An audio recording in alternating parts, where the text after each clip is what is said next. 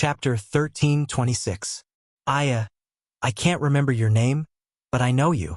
I've seen the movie you acted in online. You played the role of Yin Shachuan in it, right?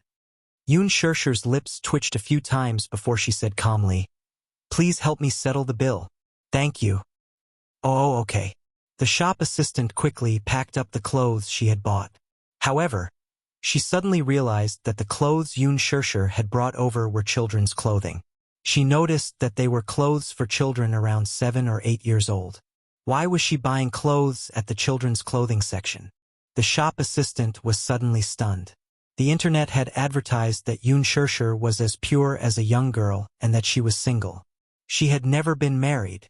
Could it be that she had gotten married in secret and had a child? But these clothes were for children around 7 or 8 years old. If she were to convert, she would have had a child at the age of 18.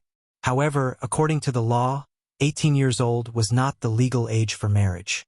Could it be that she had a child out of wedlock?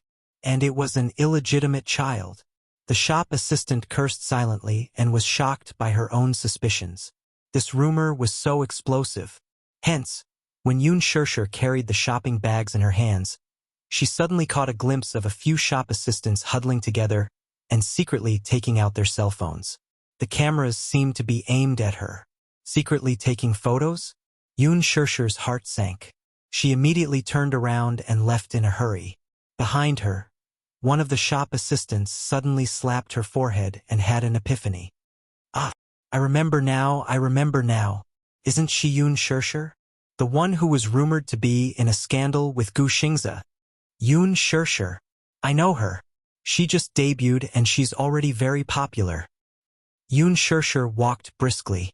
The shop assistants behind her raised their cell phones and aimed the cameras at her. They were following her because of her fame. She reached out to stop them. "Stop taking photos? Can you stop taking photos?" Yun Shirshir panicked. In the past, she would have her assistant and bodyguard with her. At this time, the bodyguard would appear and stop these people. But now she was alone. Other than hiding and begging pitifully, there was nothing else she could do. She didn't expect that after dressing up like this and wrapping herself up like a dumpling, she would still be recognized. Could only be said that The Green Apple was too popular. The meticulously edited trailer with exquisite scenes and a warm melody. Once those sensational and beautiful scenes were released on the internet, it immediately caused a strong reaction among the young people. The memories of my youth, the warmth in my memories. Gu Xingze and Yun Shirshir's acting as the winter and summer couple couldn't be any more perfect. Even though Gu Xingze and Yun Shirshir are in their 20s, their acting is as authentic as a 16-year-old's. The Green Apple S. Yun Shir's The Green Apple. But after seeing the trailer, it's beyond everyone's expectations. It seems to be a good feeling. In addition to the official Weibo's promotion and the hype of various famous marketing accounts, Gu Xingze also revealed the highlights of the filming from time to time.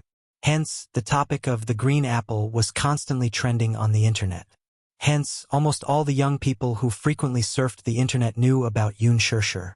Yun Shirshir walked all the way, but the shop assistants were still chasing after her with their cell phones. They madly took photos, recorded videos of her. She was a celebrity, and a big celebrity. Chapter 1327. Actually, given Yun Shirshir's current status, it could only be said that she had just become famous.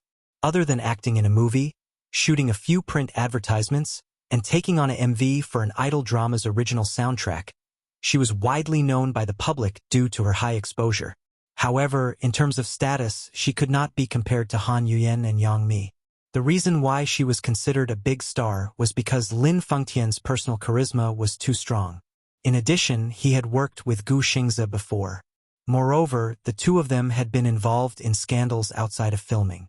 In the eyes of the public, Gu Xingze had always been an excellent idol who was insulated from scandals.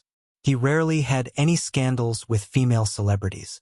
Other than some groundless accusations by the media and the female celebrities who had worked with him deliberately buying marketing accounts to create scandals, Gu Xingze could be said to have no scandals at all.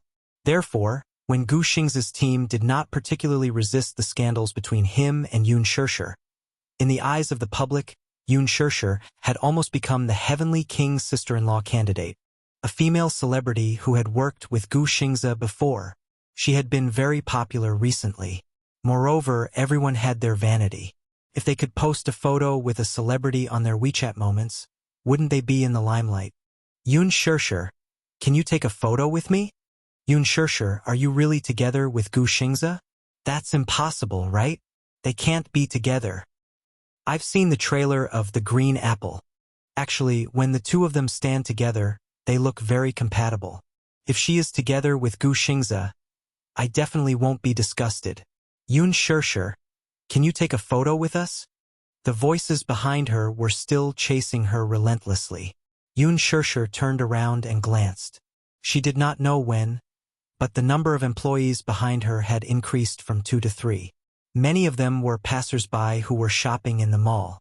However, when they heard a loud voice, they knew that a big star had arrived.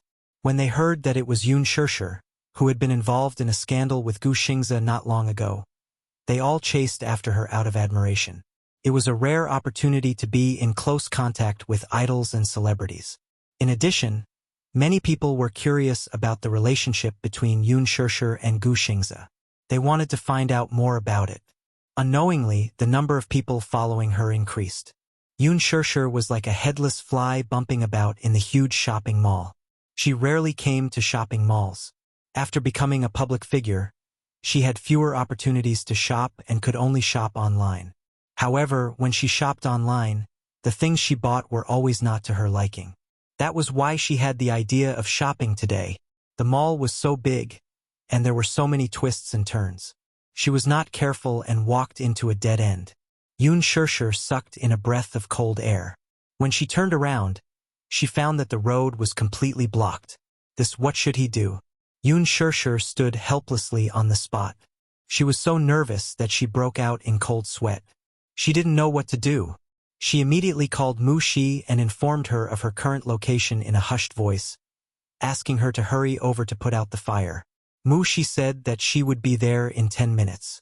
However, distant water could not put out a nearby fire. What should she do now? Yoon Shirshir was at a loss for a moment. Yoon Shirshir, I'm your little fan. Can I take a photo with you? A passerby asked excitedly. Yoon Shirshir licked her dry lips. Inside, she cursed, "Fan? How can you be a fan?" Chapter 13:28. Her movie had yet to be released, her print ads had yet to be released on a large scale, and her music video had yet to be released. At most, it would be hyped up on the internet. Where did her fans come from? At most, they were fans of her looks. However, Yoon Shirshir was self-aware. She knew very well that she was not a big shot to the extent that she would have fans no matter where she went on the streets. She could be considered a fan. Usually, when a fan made such a request as a celebrity, she would ignore it. Unless there were complete protection measures and bodyguards at the scene, only then would she be able to satisfy the fan's request appropriately. Even so, she could not get too close to the fan. This was what Qin Zhou had warned her. Because the entire team was planning a publicity stunt for her. They planned to tie her and Gu Xingze together to increase her popularity. After all, in the entertainment industry, where the new and the old were replaced with each passing day, only the newcomers would be happy, but not the old ones. If there were no topics to talk about, they would be outdated very quickly. Yoon Shirshir was currently in a slack period. She was a newcomer who had just debuted and did not have a lot of work yet. Other than some entertainment programs, she had not released any other works yet. Hence, the team hoped that during this period of slack, they could stabilize her popularity. Hence, they tied her and Gu Xingze together for publicity purposes. With Gu Xingze's high popularity and Yoon Shirshir's natural ability to be on the hot search list, there was naturally no need to worry about the topic when the two of them were tied together. As far as management companies were concerned, artists were more like commodities to them. If they wanted this product to gain more market share, they would rack their brains to plan, package, and promote the product. Now that Huan Yu was promoting Yoon Shirshir, it was more the intention of the entertainment director, Ji Lin. Ji Lin was very optimistic about Yoon Shirshir's future, so he did not hesitate to spend a lot of money to package her. However, What was disadvantageous for her was that tying her to Gu Xingzi for publicity purposes would definitely attract extreme protests and dissatisfaction from some of Gu Xingzi's fans. Long before this, Yun Shishir had already received razor blades sent to the company by Gu Xingzi's die-hard fans. It wasn't just once. It was a very frequent occurrence. When Mu Shi opened the letters sent by fans, 80% of them were clamoring for Yun Shishir to get out of showbiz. However, the unfavorable situation for her was far more than that. Some fans even sent private messages to insult Yun Shishir, saying that she was a scheming B*TCH and a White Lotus who would resort to any means to create hype in order to climb up the social ladder. She was so shameless that she even used Gu Xingzi to create hype. This was something that Gu Xingzi's fans could not tolerate. There were even netizens slandering her, saying that Yun Shishir must have a very scary background. She must have a sugar daddy behind her, and perhaps even more than one.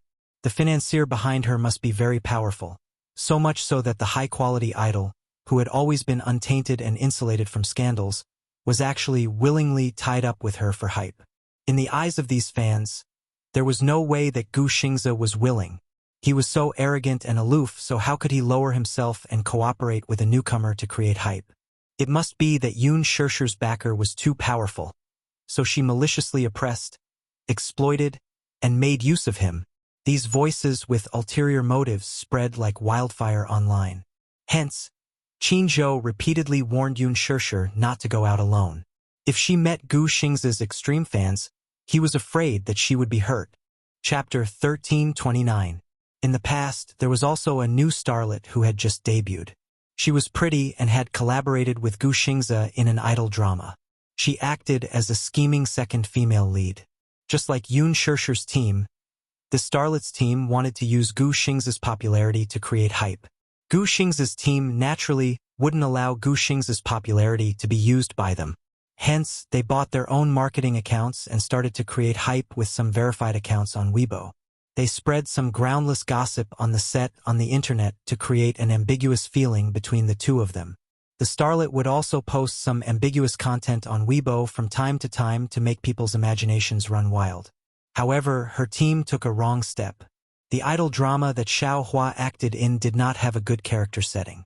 Not only was she the second female lead, but in the drama, this character was sinister and vicious. She was very shrewd and always made things difficult for the male lead and female lead. It was very unflattering.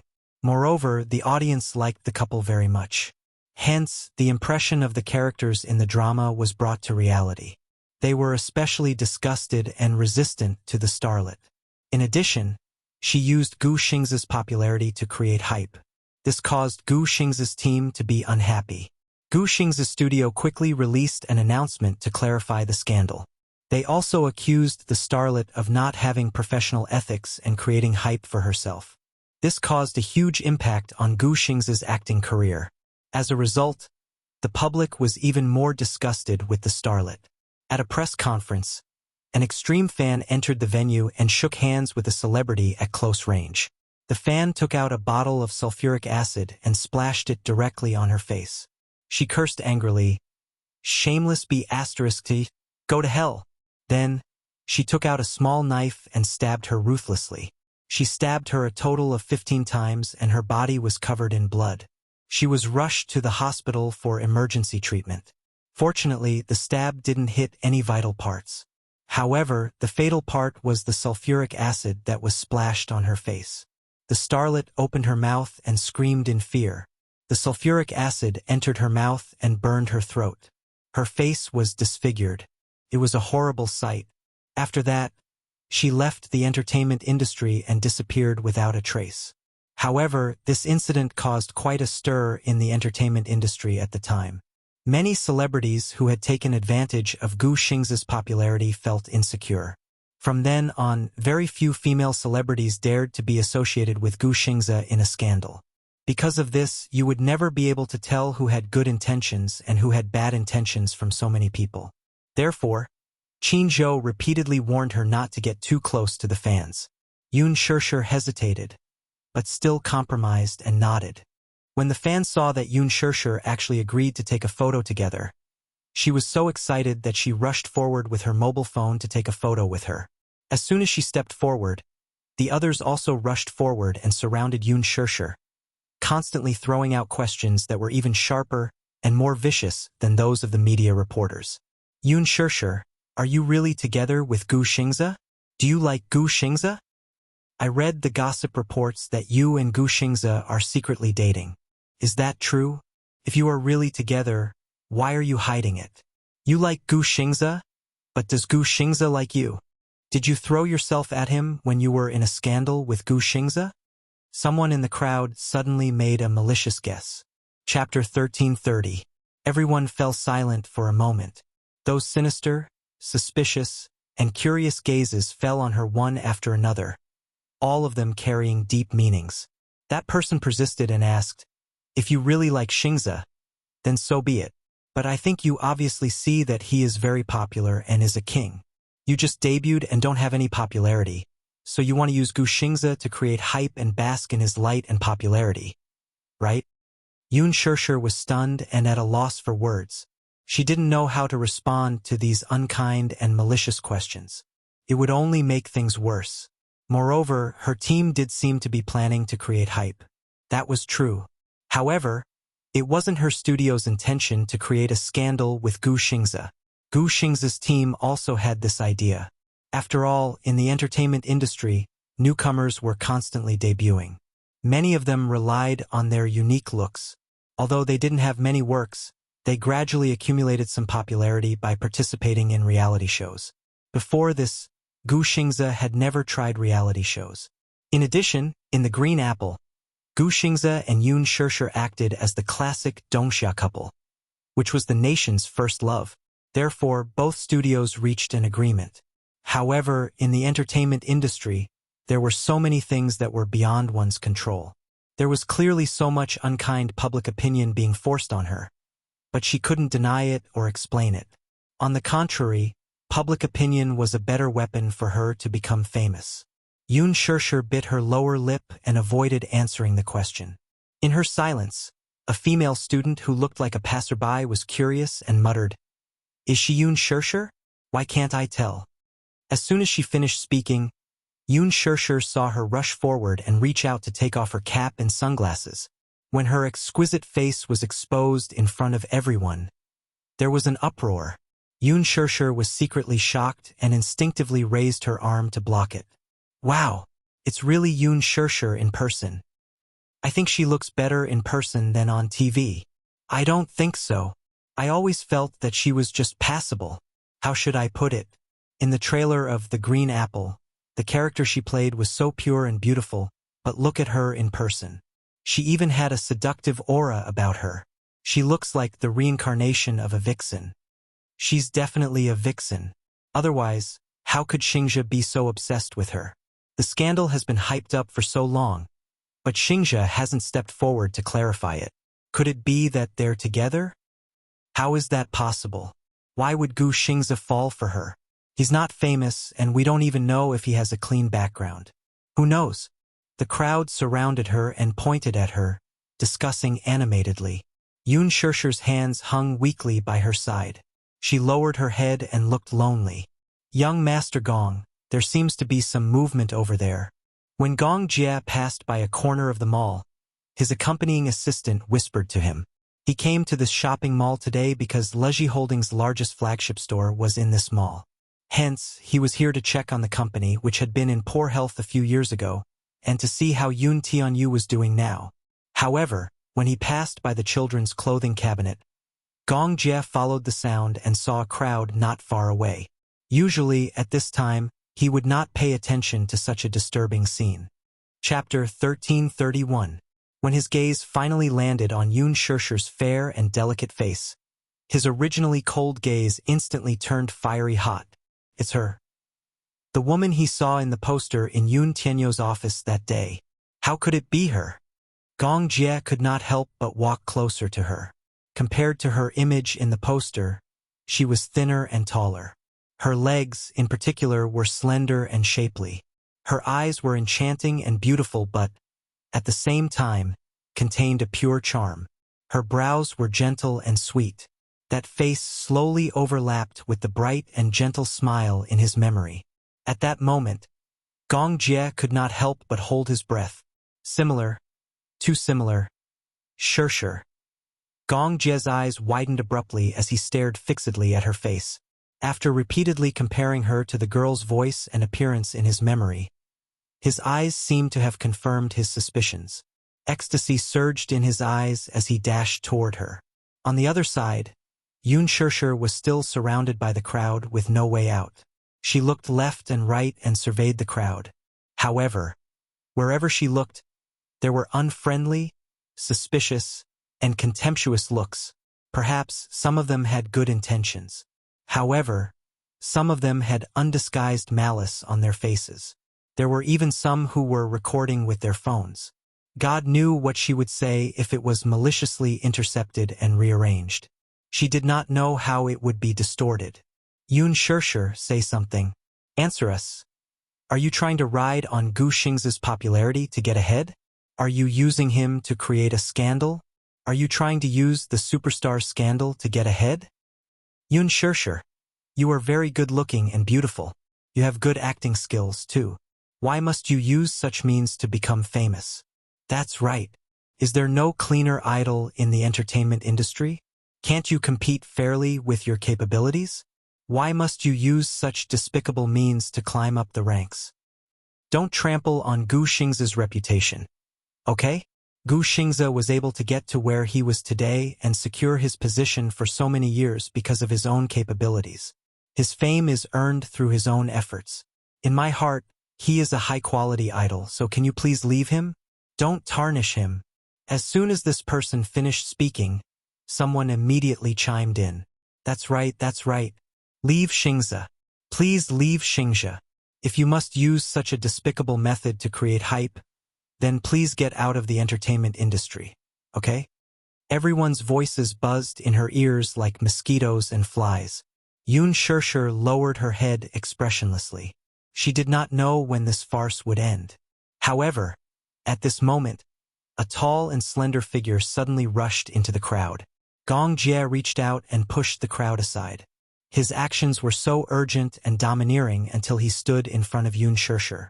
Gong Jie's fingers trembled as he held her face. His nervous gaze fell on her face as he carefully sized her up. Then, he suddenly hugged her tightly in his arms. Shirshir, you're still alive. His voice was deep and hoarse. He hugged her so tightly that it was as if he wanted to merge her into his flesh and blood. Chapter 1332. Yun Shirshir was stunned. Her mind, which was already in a mess, was disconnected from the sudden situation. She could not connect the dots. Before she could see clearly who had rushed into the crowd, she was held tightly in the arms of a man, unable to move. She thought it was a fan and struggled subconsciously. Let go of me. Shirshir. Who are you? She flew into a rage out of humiliation and pushed him away with all her might, only to realize, to her chagrin, that this man was simply too strong. No matter how hard she tried and how hard she struggled, the man in front of her remained in this position and did not budge an inch. What was going on? Everyone was shocked and could not come back to their senses. Earlier, when Gong Jie had rushed into the crowd, everyone had immediately noticed this man. It was not because of anything else, but because he was too outstanding. His tall and straight figure was a full shoulder taller than Yun Shirshir. Yun Shirshir was also considered tall and slender, but in front of him, she could only barely reach his chest. The man stood tall, his well-ironed white suit wrapped around his muscular body, as well as his long, straight legs. A black trench coat was draped over his shoulders, reaching down to his knees. He exuded a seductive beauty in uniform, handsome without waves. It was weird to describe a man as seductive, but on this man, it did not feel out of place. He was too beautiful. His neat silver hair fell to his ears. His facial features were like those of an ancient sculpture. His features were well-defined, deep, and exquisite. He was noble and handsome, a pair of deep and mesmerizing eyes. His eyelashes were thick and curled, revealing a cynical and devilish aura. This devilish aura was insufferably arrogant, flamboyant, and unrestrained. He was like an overlord who dominated the world, extremely cold. However, at this moment, when he hugged Yoon Shirshir deeply, there was an indescribable tenderness in his eyes, as gentle as jade. The onlookers could not help but be shocked. Her first reaction was, could this be another reality show? Or was this an idol drama? Hence, the crowd looked back nervously and excitedly to see if there was a hidden camera in a corner of the mall. They couldn't be blamed for suspecting that they were filming an idol drama. The woman in front of them was as beautiful as jade, and the man was elegant and handsome. When they stood together, they looked like an eye-catching painting. Is this a drama? I also feel like it's a drama. Maybe it's a reality show? Who is this man? How come I've never heard of such a young hunk in the entertainment industry? He's so handsome. He has a completely different style from the popular young hunks recently. He's so tall and handsome. I really like this one. What's this man's name? He's so handsome. Even more than Gu Xingze. That's strange. I've never seen him before.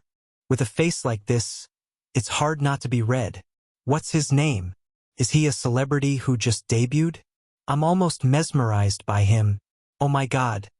Look at his hands. They're so long and beautiful. His eyelashes are also very thick. If he were to look at me, my heart would probably melt. Chapter 1333. Everyone was mesmerized by Gong Jie's cool beauty and couldn't extricate themselves. Many people took out their phones and recorded this scene. They uploaded it to Weibo and curiously asked the netizens about this man's name. However, at this moment, in Gong Jie's eyes, the vast world had lost its color. In his eyes, he could only see Yoon Shirshir. Everyone else was like air. They didn't exist. Shirshir. Gong Jie gently whispered her name. He hugged her even tighter and refused to let go. He was afraid. He was afraid that if he accidentally let go, she would struggle out of his arms. All of this would be like those recurring nightmares that would shatter. He was even more afraid that if he let go again, he wouldn't know how long he would lose her again. He had searched for her for so long. Everyone told him that she was dead and no longer existed in this world. He should have given up, but he still held on to that little bit of stubbornness until now. However, fate allowed him to meet her again. He found her, so no matter what, he couldn't let go of her. 15 years ago, he had lost her once and they had been separated for 15 years. This time, he definitely couldn't let go. If he really wanted to hug her like this. Time would stop at this moment and not move forward. He wanted this hug that he had lost for 15 years to last a little longer. Just a little longer. Yoon Shirshir's heart skipped a beat when she heard him call her name. In an instant, her body became as stiff as a rock. She didn't know who the man in front of her was, but she didn't know why. But when he called her nickname, Shirshir, he muttered. His voice was incomparably hoarse and deep. It was filled with the fragility and sadness of a foam board. At the same time, it was mixed with the joy and emotion of a reunion after a long separation. For a moment, she seemed to be infected by these emotions. She couldn't push him away. Subconsciously, she didn't reject his hug. Shirshir, Shirshir. In her memory, a boy who looked similar to her always stuck behind her and was inseparable from her. Shirshir, Shirshir. The boy's clear and tender voice was like a clear spring flowing in a mountain stream, tinkling and pleasing to the ear.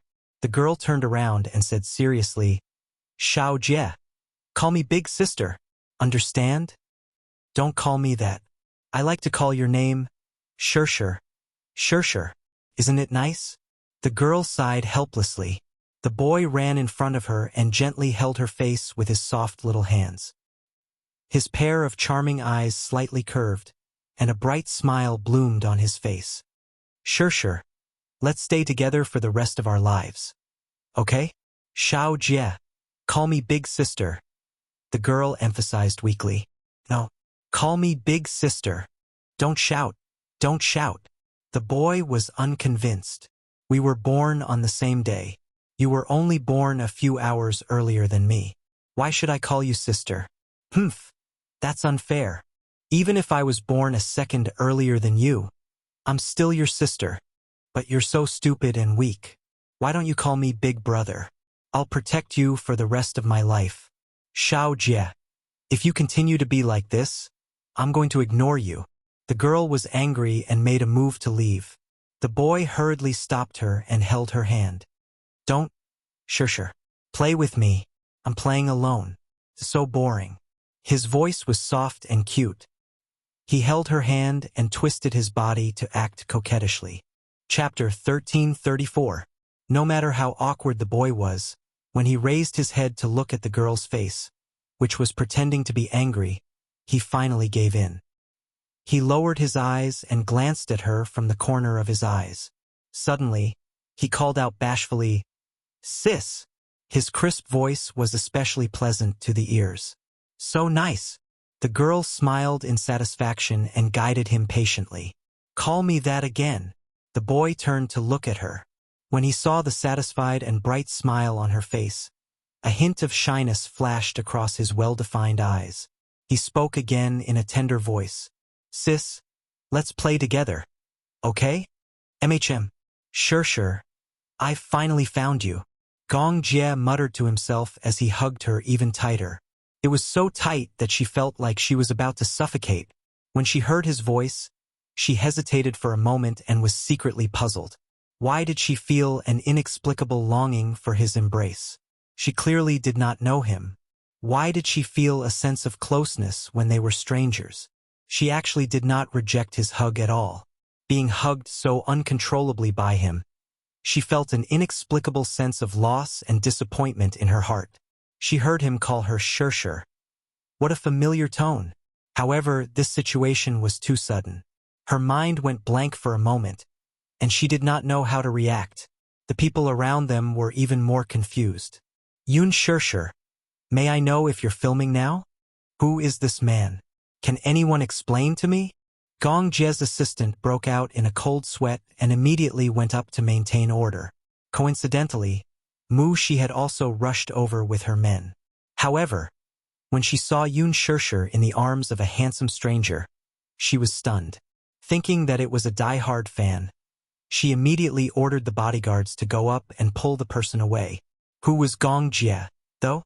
The moment the bodyguard reached out to touch his shoulder, it was as if in the blink of an eye, and he was sent flying out of the crowd. Everyone was shocked again. They started to believe that this was filming. Otherwise, how could there be such a powerful scene in real life? While the Gong Jie was moving, Yun sure raised her head. However, when she saw the facial features of the man standing in front of her, she was shocked again. You? She widened her eyes in disbelief. Her reason and thoughts fiercely clashed. But no matter what, she didn't dare to believe it. The man standing in front of her had eyes that were very similar to hers.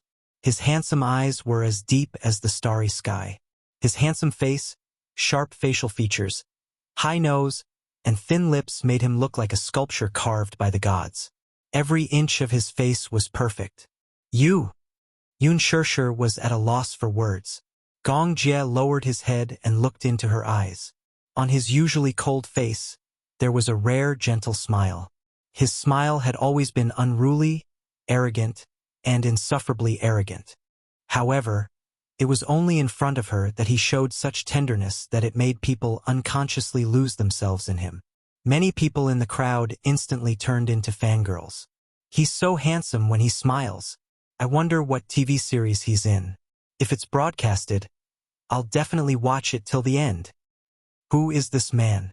What's his name? I've never heard of him. Can someone tell me? I'm definitely going to eat. Chapter 1335. The reporters, who had rushed over upon hearing the news, hid in a corner and secretly captured this scene. Mysterious man and showbiz's rising star Yun sure's love and hate entanglement? They're entangled in public. Yun sure appears in a shopping mall after becoming famous. Who is the mysterious man beside her? Breaking news. Yun sure's underground relationship surfaces. Mysterious boyfriend appears in a shopping mall with her. The reporters quickly came up with an eye-catching headline. Immediately after, they swarmed forward and chased after Yun sure and Gong Jie. Yun sure, May I know if you know this gentleman? You two look so intimate. What's your relationship with him? Yoon Shirshir, is he your boyfriend? How long have you two been dating? Yoon Shirshir, there are rumors that you and Gu Xingze have an ambiguous relationship. What's your relationship with this man?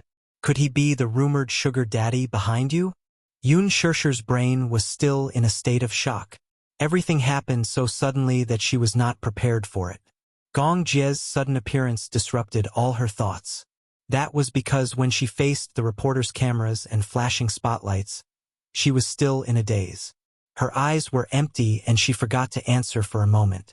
When Mushi saw this, she immediately led people to chase away those annoying reporters. Seriously, these paparazzi are as annoying as flies. No matter where he went, he was haunted. For a moment, the scene was chaotic. Gong Jie hugged Yoon Shirshir and held her shoulders with his big hands. He wanted to break through the crowd with her in his arms. However, a reckless reporter rushed in front of him and extended a microphone. May I ask? Before he could finish his question, a look of impatience flashed across Gong Jie's face as he coldly said, "Get lost." The reporter was enraged by his disgusting words. Just as he was about to stomp his feet, he heard the crowd exclaim in admiration. Wow, so cool. He's simply bursting with boyfriend power. He looks so good together with Yoon Shirshir. The reporter snorted and picked up his camera to take a picture of Yoon Shirshir and Gong Jie hugging each other. Unexpectedly, as soon as he raised his wrist, Gong Jie's men rushed forward and knocked the SLR camera in his hand to the ground. Hey, you are very rude. Why did you smash my camera?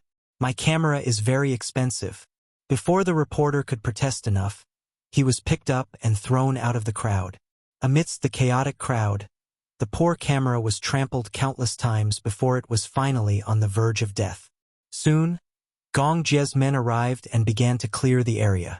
Of course, with Gong Jie's neat character, his men were also very efficient. Not only did they confiscate the cameras of all the media reporters and erase the photos that were secretly taken, but even the cameras and mobile phones of the innocent onlookers were also checked. They only let them go after confirming that they had not taken any photos that they should not have. In just 5 minutes, everyone had been cleared out. The scene quieted down in an instant. Mushi stood at the side, dumbfounded. Gong Jie turned around. The moment he looked at Yoon Shirshir, his face regained its gentleness. Shirshir, do you still recognize me? Xiao Jie, the brother that she had been separated from for 15 years. Mu Jie. Chapter 1336. Yoon Shirshir widened her eyes in astonishment. Her mind was in a mess. However, in the blink of an eye, she quickly rejected this conclusion. Xiao Jie had long disappeared without a trace. She had searched for her brother all these years, but there was no trace of him. She had already taken him as a dead man. That car accident, her mother's death, and her brother's disappearance were like a nightmare in her heart. When she woke up in the hospital, her world had turned cold all of a sudden. The originally happy family of 3 was shattered overnight, leaving her all alone. She did not know how to believe that her mother and brother would be so heartless as to leave her behind. Cold and sorrowful dreams in the middle of the night were still painful memories that she could not get rid of. However, now a man suddenly appeared in front of her. He looked similar to Mu Jie and called out to her gently. Yoon Shirshir furrowed her brows. Perhaps she was afraid of being disappointed, so she did not dare to have any hope. Yoon Shirshir stared at him in a daze. Do you know me? Are you Shirshir? Shirshir Mu. Who are you? Yoon Shirshir was so nervous that her heart skipped a beat, and her breathing became erratic. Can't you recognize me? I'm Xiao Jie. Gong Jie was so nervous that he was suffocating. His fingers, which were holding her shoulders, could not help but tremble. His face was agitated and uneasy, and his pair of handsome eyes were filled with anxiety. Yoon Shirshir squinted her eyes and carefully studied his facial features. She seriously compared him to the handsome and adorable child in her memory. Her cautious gaze made him mistakenly think that she had lost all her memories of him. In a moment of desperation, he clasped her shoulders tightly. His eyes were burning with uneasiness and anxiety, as if they were going to burn her skin. Sis, do you really not remember me? There was a hint of disappointment and urgency in his tone. Gong Jie inched closer to her. His handsome features were reflected in her eyes as he tried to awaken her dormant memories. Sis, they all say that you're dead, but I don't believe it. I've been looking for you for so long. I can't wait to turn the whole world upside down. It wasn't easy to find you. Could it be that you really don't recognize me? I've searched the entire world for you. In order to find her, he had searched the entire world. Yun Shirshir was secretly shocked, her eyes filled with astonishment. The memories that had been sealed in the bottom of her heart finally broke through the cage, and all the memories and images came back. Xiao Jie, it's really you? She asked timidly, obviously unable to believe whether this was a dream or reality. Her eyes widened in disbelief as her chest heaved up and down. Gong Jie's face was filled with joy as he hugged her tightly. His usual arrogance and unruliness faded away. It was as if he had returned to 10 years ago, when he was still sticking to her from behind, obedient and docile. Sister, it's me. Little Jie, I'm little Jie. Sister, I found you. I finally found you. Gong Jie's eyes reddened. He had once given up and thought that he had really lost her. However, now that the person he had been longing for was standing in front of him, it was like a dream. That kind of joy of regaining what he had lost. Forgive his lack of words, but right now, his feelings were indescribable. I miss you so much. I've been thinking about you all the time. Yun Shirshir was in a trance for a long time. She felt as if there was a hole in her heart, and then a sour and warm current flowed into it. Chapter 1337. Where exactly did you go? I thought you were dead. Tears rolled down her cheeks and landed on his shoulders as soon as she finished speaking. Mu Jie's whereabouts were really unknown in that car accident. She thought that he was no longer alive. Now that he was standing before her, alive and well, she was shocked, overjoyed, surprised, and emotional. Gong Jie's heart ached at the sight of her teardrops.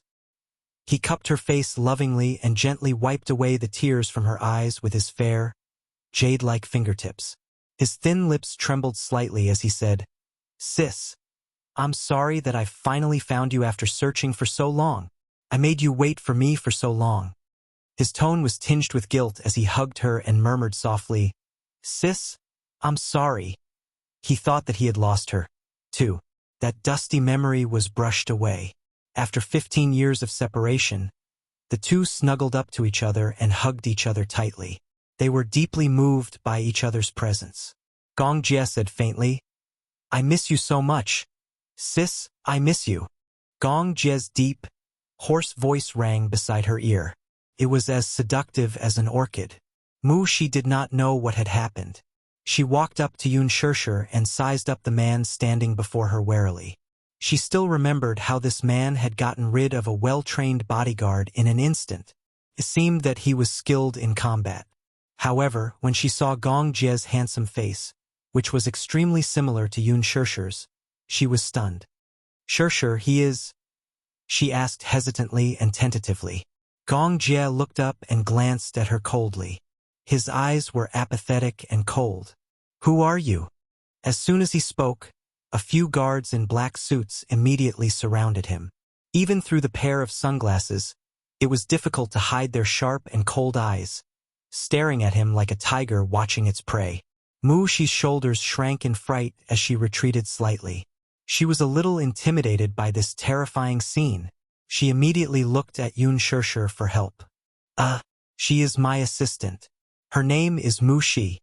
Yun Shirshir immediately explained. Gong Jie's expression toward Shi softened a little at her words, but it was still as cold as ice. Please give us some time. I have something to discuss with her. Is it convenient? He asked in a deep voice. Oh, of course, it's convenient. Shi was at a loss under his cold gaze.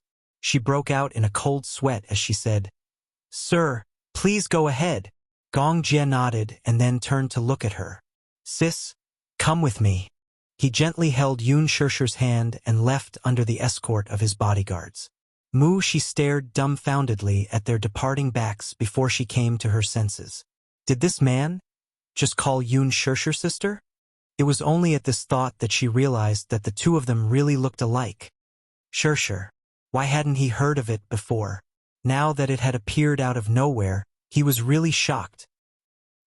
Although this man looks cold, he is really handsome. Gong Jie exuded a cold and aloof beauty. Wearing a white suit and a windbreaker, he was handsome and arrogant like a god. Just now, when his cold gaze swept over her, she was so nervous that her heart actually skipped a beat. The siblings' genes were just too perfect.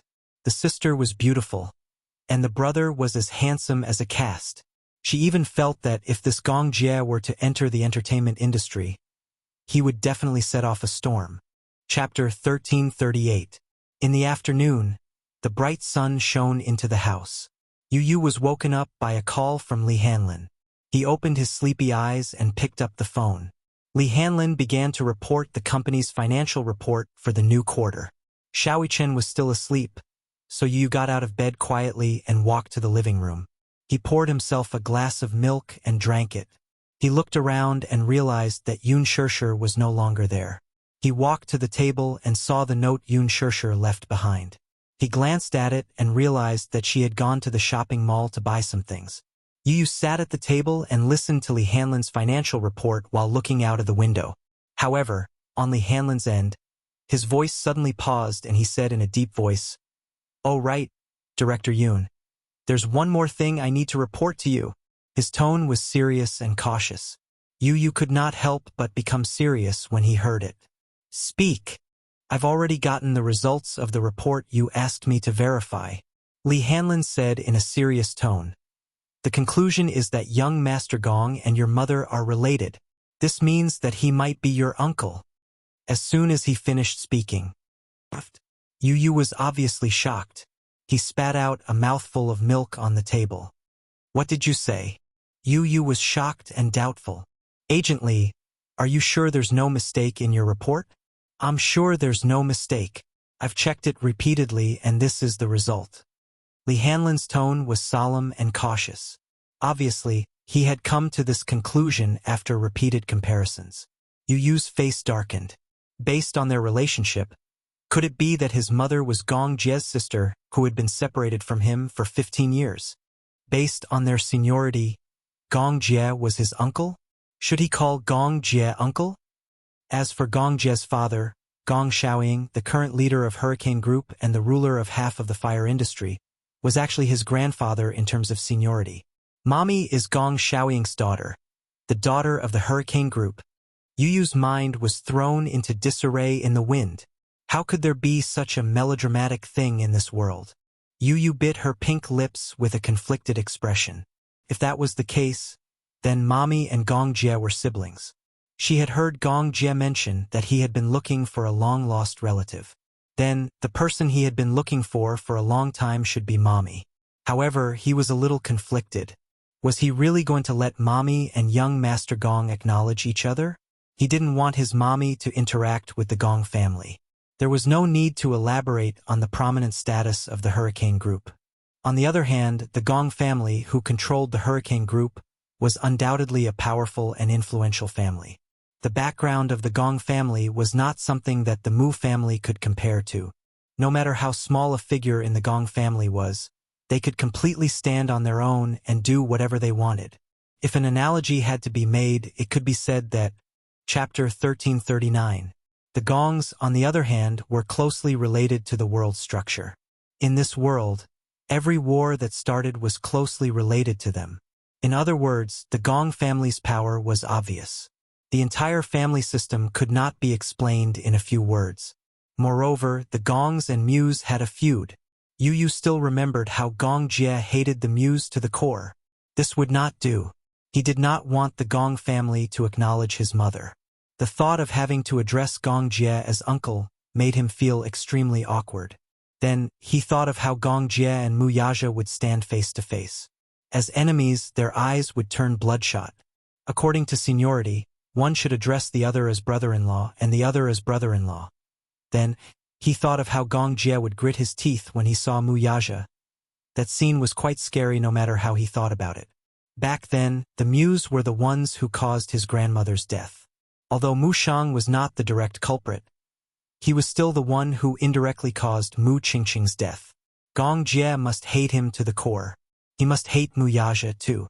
This feud between the Gongs and Muse would not be written off easily no matter what. However, this was not the main point. The main point was that Yu Yu did not want his mother to know his identity. If she knew that he was involved in smuggling, arms, and oil at such a young age, he wondered what kind of shocked expression Mommy would have on her face when the time came. Yu Yu had a headache and held his forehead. His temples were throbbing with a dull, throbbing pain. Director Yoon, what should we do about this matter? Should we report it to Master Gong? Keep it a secret for now. Yu Yu said in a low voice, let me think about how to handle this matter. Just as he said that, the door lock turned. Yu Yu turned around and saw that Mu Yaja was back. He immediately lowered his voice and instructed, I have something on. I'll hang up first. I'll contact you later. All right. After saying that, he hung up the phone and went up to greet him. His face was no longer gloomy as he raised a cute pink smile. Daddy, you're back. Mu Yaja stood at the door, exhausted. He lowered his head slightly and saw Yu Yu walking up to him obediently. She took the jacket from him and hung it on the hanger. He felt a sense of warmth in his heart. Yu Yu, Daddy will hug you. He reached out and pulled Yu Yu into his arms. The little boy was very light and much thinner than Xiaoyi Chen. Mu Yaja kissed his rosy cheeks and asked gently, where are Mommy and Big Brother? Big Brother is taking an afternoon nap. As for Mommy, she went shopping.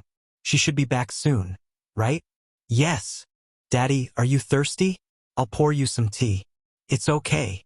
Mu Yaja walked to the sofa and sat down with him in his arms. He held Yu Yu's little hand and squeezed his palm gently. His thin lips curved slightly. It's rare to see you so obedient in front of me. In the past, Yu Yu would only show such an obedient and cute side to Yun Shishir. Initially, he was cold and distant to him. Later on, he slowly accepted him. Now, he was open to him and was no longer so resistant. This little boy had accepted him. Yu Yu's little face blushed, but he snorted coldly and said arrogantly, don't be so smug. If it weren't for the fact that you're the man my mommy has chosen, I wouldn't be so gentle to you. Mu Yaja smiled dotingly and couldn't be bothered to expose him. Chapter 1340. He had experienced the little guy's awkward personality before. Mu Yaja's handsome eyes curved slightly.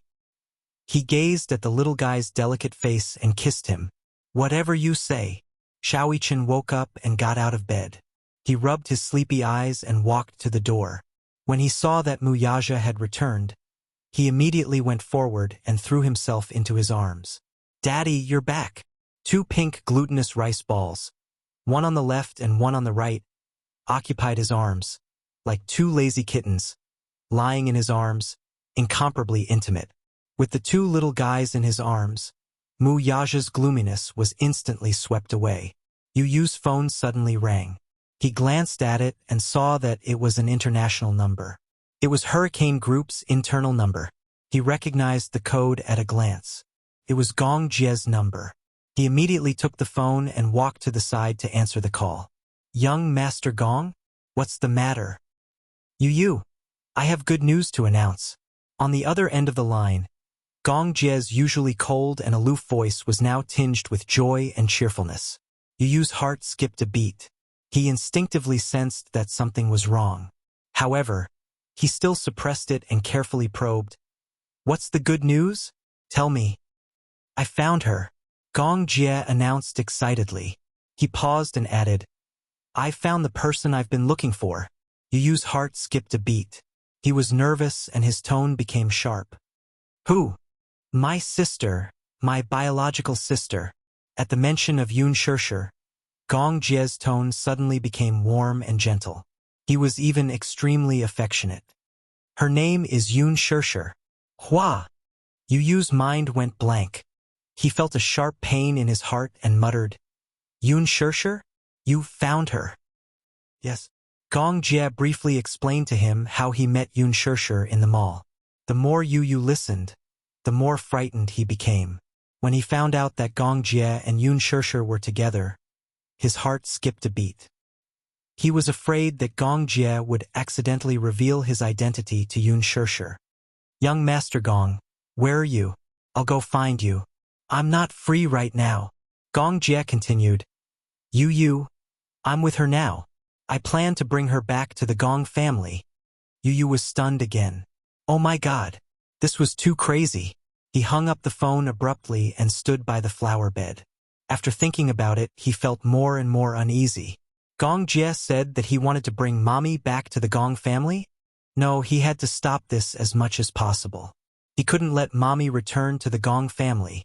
Suddenly, he dialed Li Hanlin's number. "Agent Li, I have something urgent to attend to. Come and pick me up." Li Hanlin sensed his anxious tone and didn't say much. He immediately said that he would arrive in 10 minutes and hung up the phone. Yu returned to his room and changed his clothes. He walked to the living room and told Muyaja that he had something to attend to. Muyaja saw that he was in a hurry and frowned. "Where are you going?"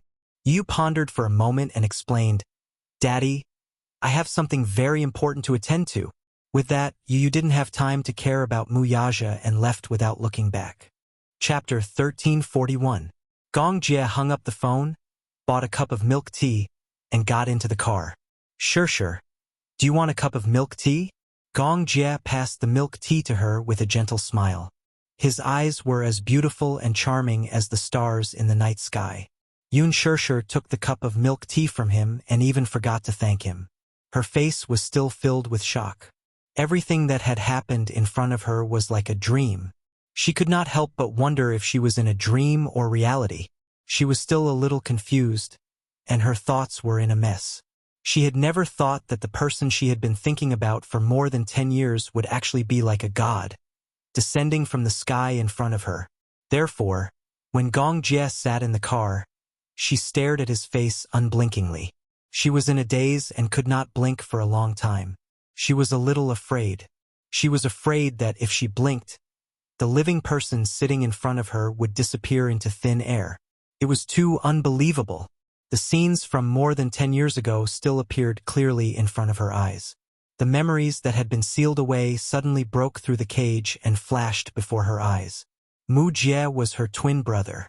She was the elder sister and he was the younger brother. From the time she could remember, other than Mu Qingqing's gentle smile, there was more of Mu Jie's mischievous and adorable face. Mu Jie was born more than 10 minutes after her. They were born one after the other. Moreover, Mu Jie grew up well and was taller than her by a few centimeters. Therefore, he was rarely willing to call her sister. Most of the time, the little guy would follow behind her and call her Shishir. Shishir, play with me. Shishir, I can't sleep. Can you tell me a story? Shishir, why are you crying again? Did someone bully you again? Tell me, who bullied you? I'll teach him a lesson for you. She corrected him over and over again. Whether it was threats or coaxing, the little fellow was not convinced. He even questioned, "You were only born a few minutes earlier than me. Why should I call you sister?" Even now, Yun Shishir could not help but want to laugh every time she recalled the young Mu Jie's awkward little face. But now, her younger brother had grown up. He had grown from a little bean who had followed her around to learn how to walk. Now he was 9 meters tall, handsome, and had a domineering aura. His originally fair and tender facial features had become even more profound, exquisite, and handsome. That cute and tender little face in her memory had now become a young man, handsome brows and eyes, a well-defined outline, a high nose and thin lips, and a sharp sense of asceticism. His hair was dyed silver, and it fluttered in the wind, making his chin look as thin as a knife. Yun Shishir felt a little regretful. She felt that it was a pity that she could not be by his side and grow up with him. She had missed so many memories with him. Although she was vexed, she also felt that the heavens had been kind to her. At least they would meet again in this lifetime. Seeing that she kept staring at him, Gong Jie smiled slightly and let go of his high and mighty posture. Just like when they were young, he sat obediently beside her and lowered his head to look at her. He was so much taller than her. Therefore, even though she was sitting, she had to raise her head to look at him. Gong Jie considerately bent down slightly and lowered his body, forcing himself to look at her shoulder level. Chapter 1342. She wanted to take a good look at him. Then, he would let her take a good look at him. Yun Shishir's heart warmed up. Gong Jie, who had grown up, was even gentler than when he was young. In his eyes, there was a doting smile that almost overflowed. His gentle gaze filled her entire heart. It was warm and cozy. Yun Shishir said desolately, "Xiao Jie, I'm sorry that I lost you for so long. It's my fault." When Gong Jie saw the desolate expression on her face, he felt as though his heart had been pierced and he felt extremely sorry for her. "Sister, don't be sad. It's my fault." Yun Shishir pursed her lips and gently cupped his face. She looked at his face carefully and her gaze swept across every inch of his face. Suddenly, she smiled. "Xiao Jie, you've grown up. You're even more handsome than when you were young." Gong Jie smiled and grabbed her finger. He pressed it against his heart and said in a slightly annoyed tone, "Sister, I've been very handsome since I was young. That's a well-known fact." Yun Shishir was amused by him. She could not help but use her index finger to gently tap the tip of his nose. "You're still as shameless as when you were young. You haven't changed at all." This small action was something that Yun Shishir had done to him since they were young. Every time he was mischievous or did something wrong, he would hide behind her and need her to clean up the situation. She could not bear to blame him, so she would gently tap the tip of his nose and pretended to be angry. This was a little tacit understanding between the two of them. Gong Jie was a little greedy for the gentleness of her fingertips. He could not help but miss the innocent times when he was young. He said softly, "Sister, tap me again." Yun Shishir tapped him again with her fingertips. Gong Jie could not help but hold her hand and gently kiss the back of her hand. Then, he greedily pressed his face against it. The back of her hand was a little cold. She had been like this since she was young. Her physique was not good. Throughout the year, there was almost no warmth on her hand, especially on the back of her hand, which was always cold. During winter, she liked to stuff her hand into his embrace to warm it up. Every time this happened, Gong Jie's mouth would always twitch from her cold little hands. However, he couldn't bear to chase her little hand away. Thus, Gong Jie resisted the cold and silently warmed her hands. He didn't seem to care about it, as if he wasn't afraid of the cold, but in fact, he was freezing. "Sister, I'll take you back. Okay?" Gong Jie leaned against the back of her hand and said softly. Yun Shishir was stunned. "Go back? Back to where?" "Back to our home." Gong Jie looked up, his handsome face filled with joy. "If father knows that I found you, he'll be very happy. He always thought that you were no longer in this world. Your appearance is a huge surprise to him." "Father?" Yun Shishir was even more confused. "What father?" "Our father." Yun Shishir's face froze, and her eyes dimmed a little. "Xiao Jie, we only have a mother. We don't have a father. Have you forgotten?" Ever since she could remember, she had never seen her father. She only had her mother and her younger brother. As for who her biological father was, that man had never appeared from the beginning to the end. She had not even seen his shadow. From her mother, she knew that her biological father was a very handsome man. However, in her heart, this man had heartlessly abandoned them. At least that was what she thought. Chapter 1343. Gong Jie seemed to have seen through her thoughts and said, "Sis, you've misunderstood. Father didn't abandon us." "Don't mention that man," Yun Shishir gloomily said. "He's not fit to be a father. I haven't even seen his shadow since I was young. Why should I acknowledge him?"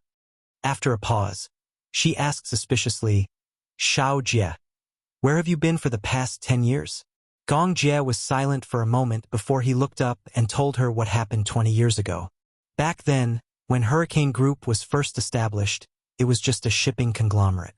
Gong Xiaoying, who was now an all-powerful military conglomerate, used to be the scion of a shipping family. His father was a famous shipping magnate, Gong Li. At that time, the Mu family's business was at its most glorious. At a banquet, Mu Qingcheng and Gong Xiaoying met by chance. At that time, Mu Qingcheng was wearing a luxurious dress. She walked in leisurely, attracting Gong Xiaoying's attention. At that time, Gong Xiaoying was in his 20s. He was suave and extraordinarily handsome. Although he had seen many beauties, he was still deeply stunned by Mu Qingcheng's splendid attire. He invited her to dance with him. Mu Qingcheng gladly agreed. Sparks flew between the two at the ball. They fell in love, got to know each other, and promised each other. Mu Sheng soon learned of this and immediately asked her to cut off her relationship with Gong Xiaoying as soon as possible. In his eyes, the Gong family at that time could not be compared to the Mu family at all. Moreover, he was selfish toward her. He only hoped that she could stay by his side. How could he tolerate her being tainted by other men? Mu Qingcheng was at the age of puberty. How could her love for Gong Xiaoying be cut off so easily? Although she agreed on the surface, she still secretly met with Gong Xiaoying behind Mu Sheng's back. Gong Xiaoying also wanted her.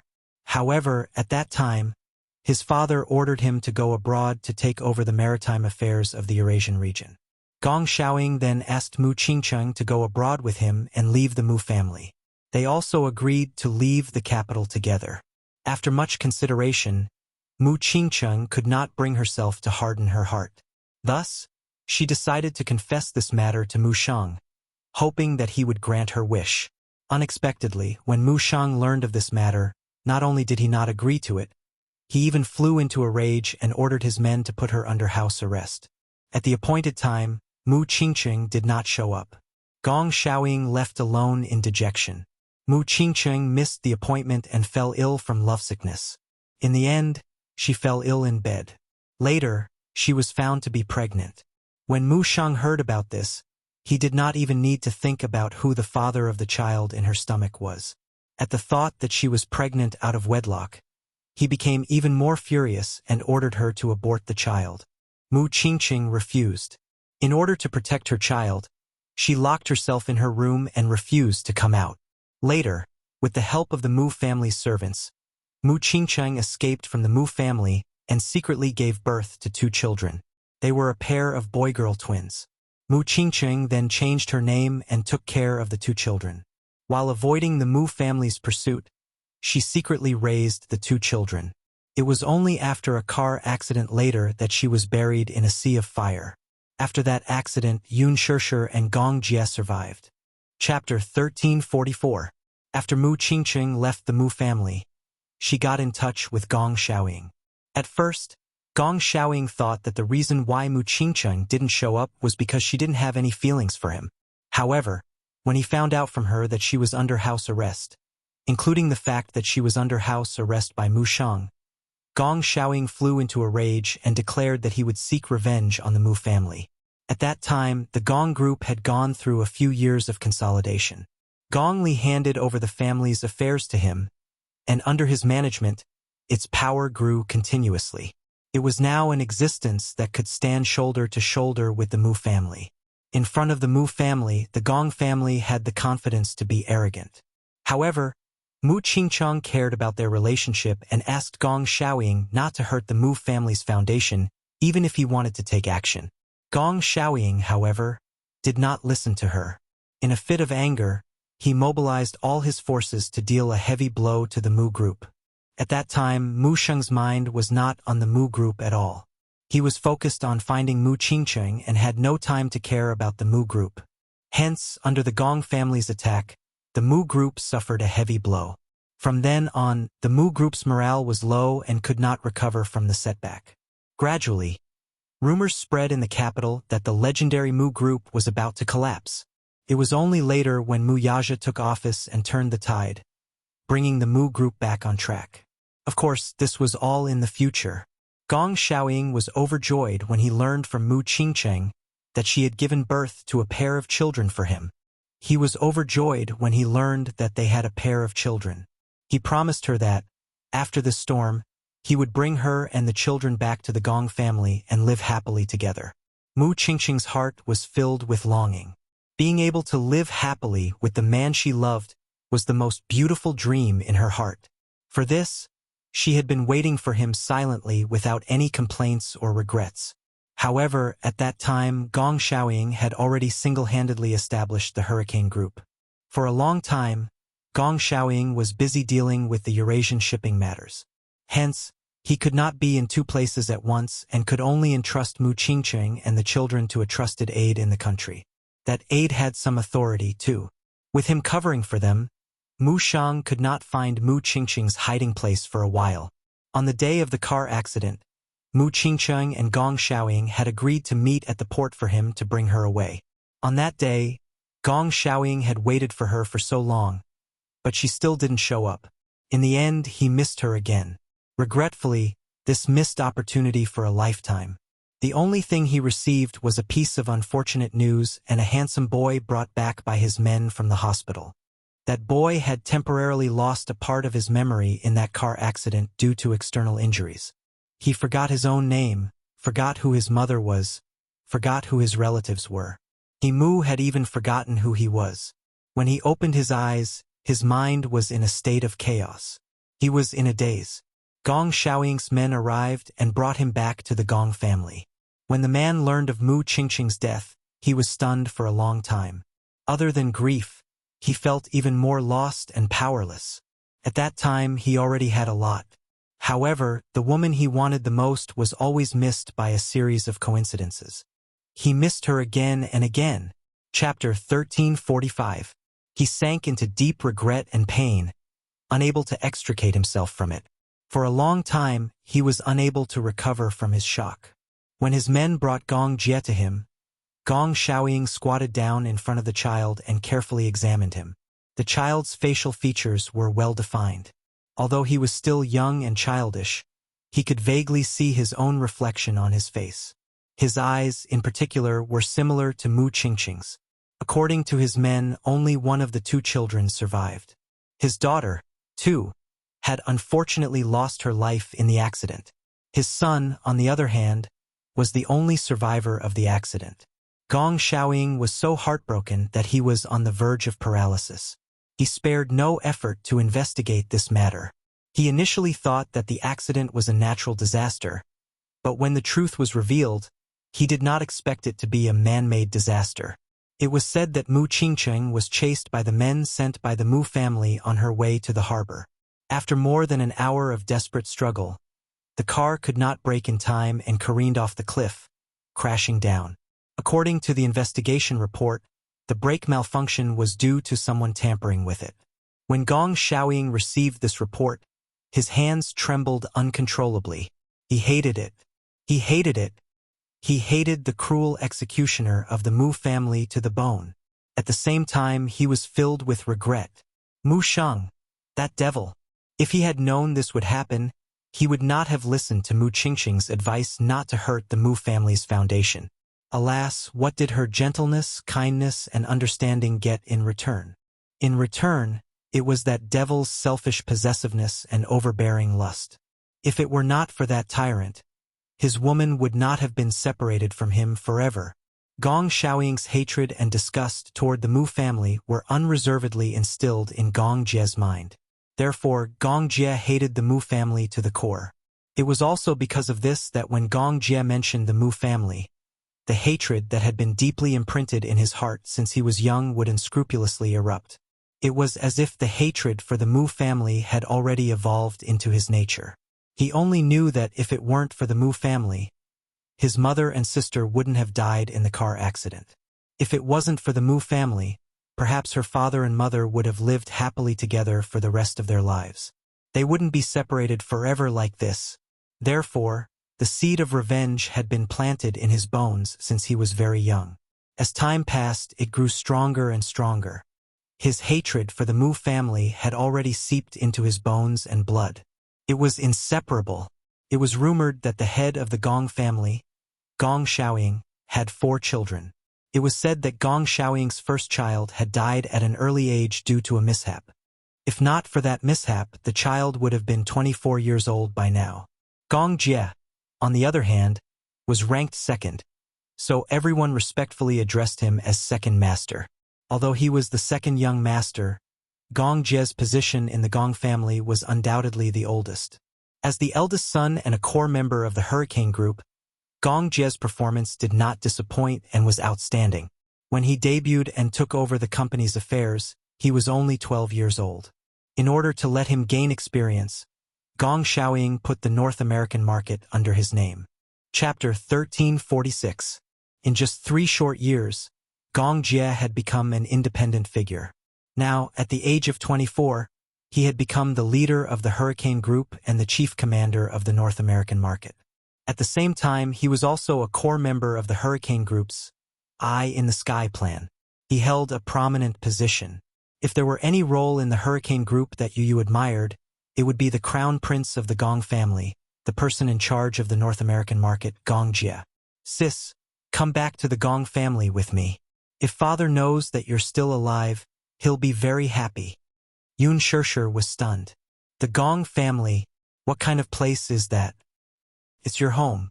No. Yun Shishir's smile faded a little. My home is here. Gong Jie was stunned. He felt as if his heart had been stabbed. Xiao Jie, I really don't have any concept of our home or our father that you're talking about. I grew up in this city and settled down here. This is my home. Yun Shishir said calmly. As for the so-called Gong family and their so-called father that Gong Jie had mentioned, her heart did not waver at all. She had no intention of acknowledging him either. She still felt a little hatred and alienation toward Gong Xiaoying. Back then, if he hadn't been so meticulous and focused on his career, if he had been able to fulfill his responsibility as a man and protect his mother, her mother would not have died at such a young age. Mu Qingqing's death was indeed related to the Mu family. However, as a man who had been entrusted to his mother, how could he not protect her? Could it be that he did not have the ability to do so? Not necessarily. Those were just excuses. At the end of the day, it was because in his heart, his mother's position was not as important as his career. Therefore, Yun Shishir also felt a little resentment toward Gong Xiaoying. Moreover, so many years had passed. She really did not have any feelings for this nominal father of hers. If she really returned to the Gong family with Gong Jie, what would happen to Yu? What would happen to Xiao Yichen? Would the Gong family acknowledge these 2 children? Gong Xiaoying hated the Mu family so much that he hated them to the bone. How could she hope that Gong Xiaoying would acknowledge the 2 children? Yu and Xiao Yichen had the blood of the Mu family. What about the blood of the tyrant that Gong Xiaoying hated to the core? Would he acknowledge them? Even if he was willing to acknowledge Yu and... What about Mu Yaja? He would definitely not acknowledge him. She didn't want to follow in her mother's footsteps and repeat her mistakes. Gong Xiaoying, Yichen, sister. Gong Jie's heart throbbed painfully. It wasn't easy for me to find you. I don't want to lose you again. Can't we go home together? Yun Shishir was silent for a moment. Then, she said slowly, Xiao Jie, I'm really happy to know that you're still alive. However, I really can't do it if you want me to go back to the Gong family with you. She paused for a moment. Her eyelashes trembled slightly. Then, a trace of loneliness appeared on her face. I really can't forgive that man. Why? Gong Jie persistently asked. Chapter 1347. Yun Shishir flared up all of a sudden. You don't remember. But I do. Mommy has been waiting for him for so many years. 10 years. In the end, what did I get in return? Shishir. Gong Jie was taken aback and a little stunned. Yun Shishir sneered again. He didn't take responsibility at all. How am I supposed to acknowledge him as father now? Okay. Sis, calm down. I won't force you to return to the Gong family. I won't force you. Gong Jie hurriedly comforted her. He, who was usually cold and aloof, showed a rare loss of control and panic on his face. He repeatedly consoled her. I won't force you to acknowledge your father. I won't. So, sis, don't be so agitated. Okay? Okay. Anyway, I won't return to the Gong family. Yun Shishir reiterated her stand. Gong Jie was a little frustrated, but there was nothing he could do about it. Sis, Let's have dinner together today. No, I have to go home. Yun Shishir thought of Yu and Xiao Yiqin. They should still be waiting for her at home. It was time for her to go home. Gong Jie was reluctant, but he could not bear to force Yun Shishir, so he did not ask her to stay for dinner. He gently asked, "Where is your home? I'll send you back." Yun Shishir gave him an address, and Gong Jie instructed the chauffeur to send her home. On the way, Yun Tianyu called. The moment the call went through, Yu's anxious voice could be heard from the other end. "Mommy, where are you now?" "I'm on my way home." Yu was startled and still had lingering fears. He thought that his mommy was about to be kidnapped back to the Gong family by Gong Jie, so he was rushing over to rescue her. Yu sighed helplessly and ordered Li Hanlin to turn around and prepare to return home. Since mommy was going home, he was relieved. Moreover, from Yun Shishir's tone, he could not detect anything strange. It seemed that the Gong Jie had not revealed his identity for the time being. Mommy probably did not know about it yet. Yu heaved a sigh of relief. "Mommy, when are you coming home?" he asked again obediently. "About 10 minutes left." Yu's tone immediately lightened up. "All right, then I'll wait at home for mother's return." Yun Shishir hung up the phone. Gong Jie immediately asked with concern, "Who called?" Yun Shishir did not hide anything from Gong Jie. She smiled and said, "My son." Gong Jie was stunned and couldn't come back to his senses for a long time. "You have a son?" "Yes." "In that case, Xiao Jie, you're an uncle now." Gong Jie still could not come back to his senses for a long time. "You're still so young. Why did you?" Gong Jie was confused. He finally digested this fact. His thin lips twitched slightly and formed a complicated arc. "I didn't expect that I already have a nephew." Yun Shishir's lips curled into a smile. Her mood brightened at the thought of the two lads. "How old are you?" "He just had his birthday not long ago. He's 7 years old." 7 years old? Gong Jie was shocked again and his gaze froze. You gave birth at the age of 18? Because of this, Gong Jie's expression could not help but turn ugly. Chapter 1348. There was no doubt that she had given birth to a child before getting married.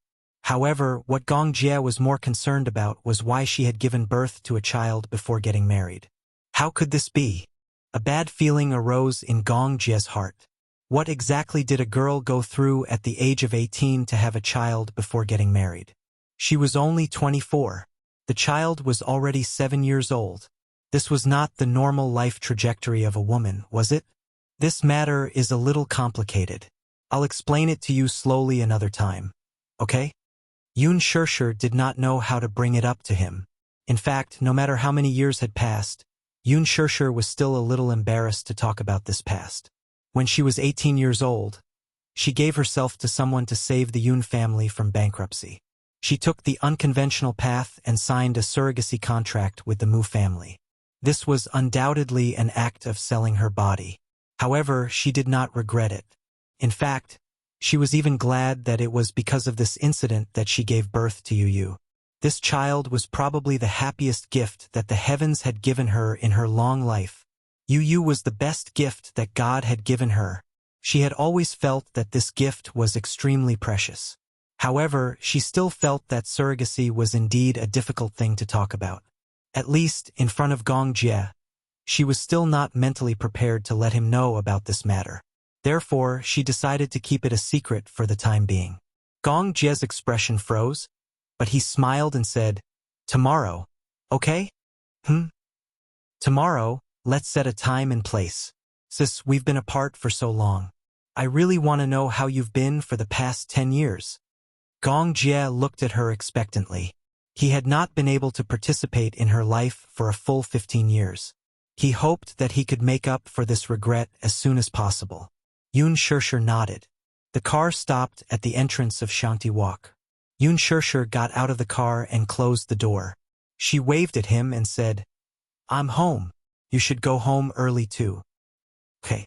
"Xiao Jie, where are you staying now?" Yun Shishir suddenly asked. Gong Jie smiled and said, "The Gong family has businesses all over the world. This time, I'm here to meet someone. Because my business has come to an end, I'll be staying in the country for a while. Okay, then see you tomorrow. Yoon Shirshir smiled and waved at him. She looked back 3 times with each step and entered the door. Gong Jie stared at her back in a daze until her figure disappeared into the horizon. Then he reluctantly withdrew his gaze. However, when he turned his head, he caught a glimpse of a black wallet that had fallen on the seat. It seemed that she had left it on the seat in a hurry. Out of curiosity, he picked up the wallet. It was a wallet-style wallet. He flipped it open, and a photo came into view. Gong Jie couldn't help but notice the photo. His gaze was fixed on it. However, when he saw that it was a photo of Yoon Shirshir and a little munchkin, he was stunned. In the photo, Yoon Shirshir was standing at the school gate with a delicate-looking little kid in her arms. The little munchkin looked to be no more than 5 years old, but his eyes were delicate and adorable. His cheeks were rosy and tender as he nestled in Yoon Shirshir's arms with a sweet smile. Gong Jie recognized the child in the photo at once. Yoon Tianyu. How could it be him? Gong Jie was once again thrown into disarray. What exactly was going on? Chapter 1349. Gong Jie suddenly recalled Yoon Shirshir's words. She said that she had a 7-year-old child. Be it in terms of looks or details, there was no doubt that Yoon Tianyu and Yoon Shirshir were mother and son. In other words, the legendary genius who developed the Deva Eye project and proposed the super aerial control theory, who could break through the Pentagon's defense system with his eyes closed, was actually his nephew. Did you know about this? That day, when he pointed to the poster in Yu Yu's office and questioned him, this child clearly knew about Yoon Shirshir's identity. Yet he still pretended to be a fool and acted cute in front of him. He, on the other hand, was kept in the dark by this child for so long. Furious, Gong Jie picked up his phone and dialed his nephew's number. Just as Yoon Tianyu picked up the call, Gong Jie's cold and gloomy voice sounded from the other end. Yoon Tianyu, don't you owe me an explanation? Yu Yu, on the other hand, was baffled by such an abrupt question. Came out of nowhere, so he could not react in time. He asked in a daze, Second Master Gong, what do you mean by this? When Gong Jie heard this, he thought that Yu Yu was still deliberately hiding things from him. Seeing that the child was still pretending to be a fool, Gong Jie almost lost his temper over the phone. However, at the thought that this child was, after all, his little nephew, he held himself back. Suppressing the anger in his heart, he calmly asked, My little nephew, how much longer do you want to hide this from your uncle? His tone was faint with a hint of displeasure. The moment Yoon Tianyu heard this, he knew that the man had already figured out his identity and his relationship with Yoon Shirshir. Thus, he decided not to hide it any longer and smiled. Master Gong, you already know? Gong Jie snorted. Yu Yu? Let me remind you, according to seniority, you should call me uncle. Yoon Tianyu burst into laughter. Second Master Gong, you're so adorable. Did you only realize it now? When I first saw you at the airport, I had my suspicions. It's just that I had too many things on hand at that time, so I didn't have time to prove it. Yu Yu paused and suddenly frowned in disdain. You're so slow and stupid. I'm starting to wonder if you're my biological uncle. Gong Jie's face darkened at once. He gritted his teeth and said, How dare you tease me? I wouldn't dare. How would I dare to tease my uncle? Although Yu Yu said that, she was just teasing him. Gong Jie was getting angrier and angrier. Yoon Tianyu was obviously teasing him. He, on the other hand, had been in the industry for so many years and had always acted swiftly and decisively. Now, he was actually being teased by a 7-year-old child. Gong Jie felt indignant. Yu Yu, how dare you make fun of me? You're dead meat. Don't. You've wronged me. Yu Yu's pink lips pursed slightly as a look of grievance appeared on her tender face. I only had my suspicions before, and I only found out today that you're my uncle. I didn't mean to tease you. How did you find out? Gong Jie narrowed his eyes. He was very suspicious of how this lad came to this conclusion. Yu Yu smiled and decided to come clean. Yesterday, I secretly plucked a strand of hair from your head. Gong Jie's face darkened when he heard that. Chapter 1350. Gong Jie, on the other hand, was secretly surprised because he did not feel anything at all. When did you do it? The boy replied slowly. When you stood up, I took advantage of the situation to pull it out. The corners of Gong Jie's eyes twitched fiercely. This kid was really clever. He had actually secretly pulled out a strand of hair from his head to do a DNA test. Only he could think of such a thing. Gong Jie snorted coldly. His displeased tone showed that he was slightly dissatisfied. Yu licked his pink lips and smiled. Young Master Gong, don't be angry. I was just trying to protect Mommy. What if the person you were looking for was not Mommy? Wouldn't it be a mistake then? I'm more cautious when doing things. If it wasn't foolproof, I wouldn't have done it. Then you've got your answer now. Gong Jie snorted, but a look of admiration flashed across his handsome face. Although he still felt that it was quite unpleasant to be teased by a 7-year-old child. However, when he thought about how Yu had done it to protect Yun Shirshir, he was full of admiration. After all, if it were him, he would also be so cautious and confirm before making a decision. Yu muttered, Now I know. You're Mommy's younger brother. No wonder. From the first time I saw you, I felt that you and Mommy looked a lot alike. At that time, I started to have my suspicions. When he said this, Yun Shirshir's gentle smile suddenly appeared in Gong Jie's eyes. His eyes were as gentle as water in an instant. Yes, your Mommy and I have looked very alike since we were young. People who saw us were very surprised. They said that we looked like we were made from the same mold. Twins of different sexes were the union of different eggs. Generally speaking, it was very rare for twins of different sexes to look so alike. However, for some reason, Yun Shirshir and Gong Jie looked like they were made from the same mold since they were born. When they were young, Mu Qingqing thought it was fun, so she cut Yun Shirshir's hair short and put on a little suit. She also let Gong Jie's hair grow long and put on a little skirt. When they stood together, they did not look out of place at all. Both of them had a pair of eyes that could captivate all living things. Their eyes were like silk. Gong Jie's eyes were very long. Coupled with his deep eyes and thick and long eyelashes, at first glance, it looked like he had put on very deep eyeliner. Yu found it interesting as well. Gong Jie and Yun Shirshir stood side by side, and one could tell at a glance that they were siblings. Gong Jie said coldly, Since you know my identity, shouldn't you change the way you address me? Yu's eyebrows raised. There's no hurry to change the way I address you. He had a feeling that he was at a disadvantage when he changed from young Master Gong to uncle. He was a little unhappy. Gong Jie smiled evilly and said playfully, Little nephew, if I'm not wrong, your mommy doesn't know about your relationship with the Hurricane Group, right? Yu was stunned. So, she doesn't know about your identity? Has she been kept in the dark about what you've done in Hurricane Group in the past 2 years, as well as the waves you've stirred up? Gong Jie's voice deepened as his tone deepened with a hint of meaning. Yu was speechless. He did not even need to think about what Gong Jie was trying to say. Yu was speechless as he looked into the distance. This Gong Jie was more two-faced than he thought. Chapter 1351. Gong Jie did not know what he was thinking, though, so he decided to provoke him further. Actually, I'm curious, too. What would your mommy think if she were to find out that you're playing with arms, smuggling oil, and hacking at such a young age instead of studying properly?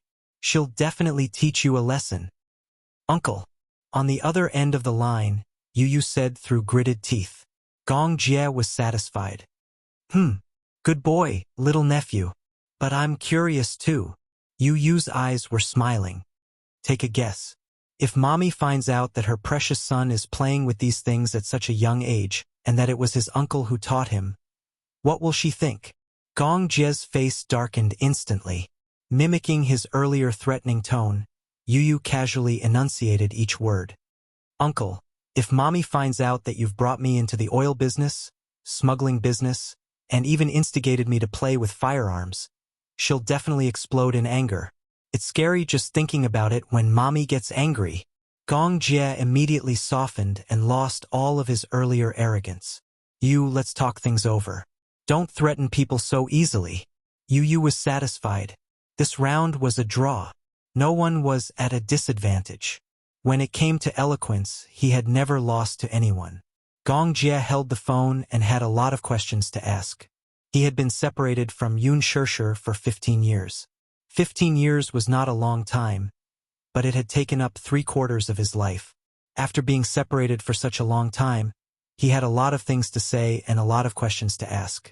However, when the words reached his throat, they were stuck. For a moment, he could not think of anything to ask, or perhaps there were too many things he wanted to ask. For a moment, he did not know where to start. He wanted to know if she had been living well for the past 15 years. Had she been wronged in any way? Had she been bullied? 15 years ago, after they were separated, where did she go? Was she adopted?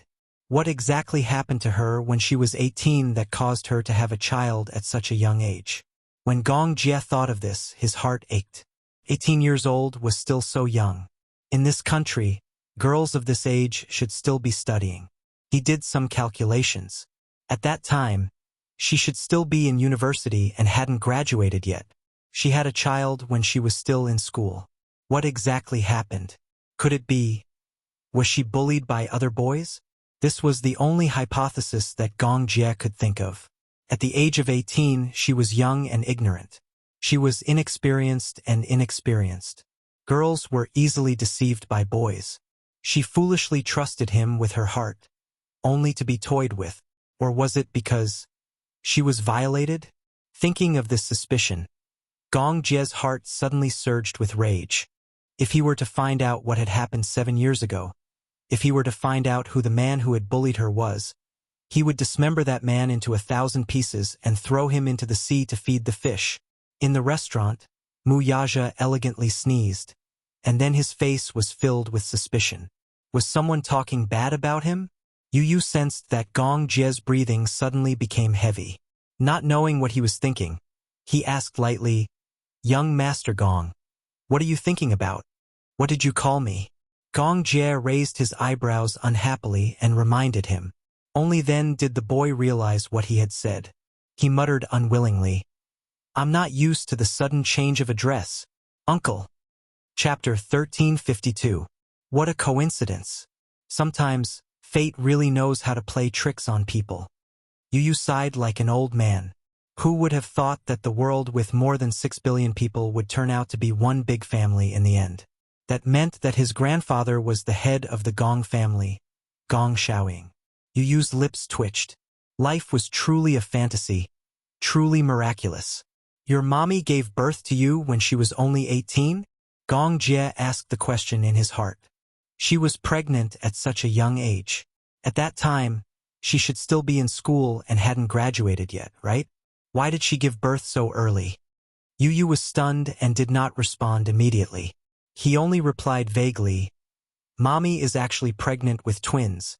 I have an older brother." However, he avoided the topic. He could not possibly talk about what happened 7 years ago. 7 years ago, when the Yun family went bankrupt, his mother signed a surrogate pregnancy contract with the Mu family in order to repay the family's debts. If Gong Jie were to find out about this, she was afraid that he would have another bloody grudge in his heart. He would never be able to forgive the Mu family in this lifetime. Is she married?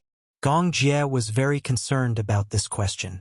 Yu touched the bridge of his nose and said, "Yes, she is, but Mommy's status is a little special, so they haven't held a wedding yet."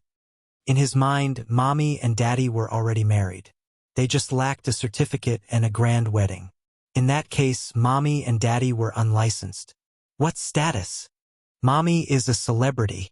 She's busy with her career now, so they haven't held a wedding yet. Gong Jie was even more confused as he listened.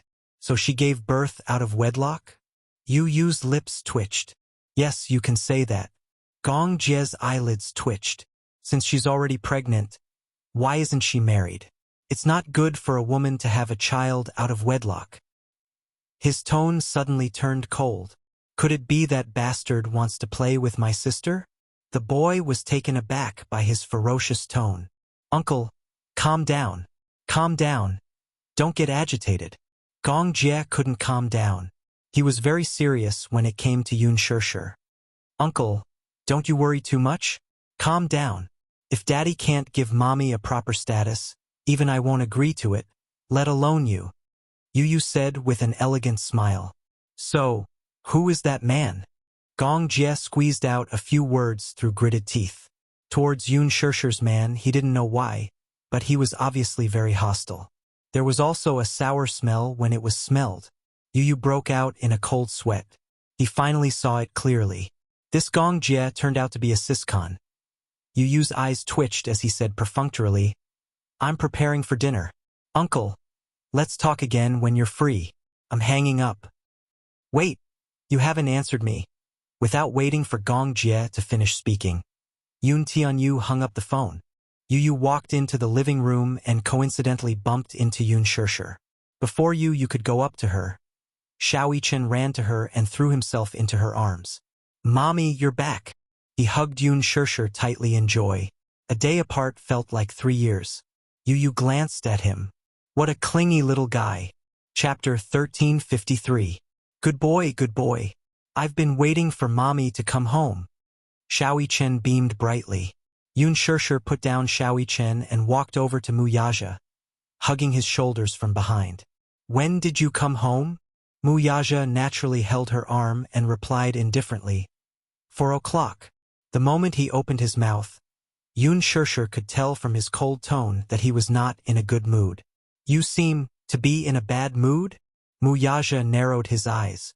There was a flash of tiredness and anger in his eyes, but he quickly regained his composure and smiled.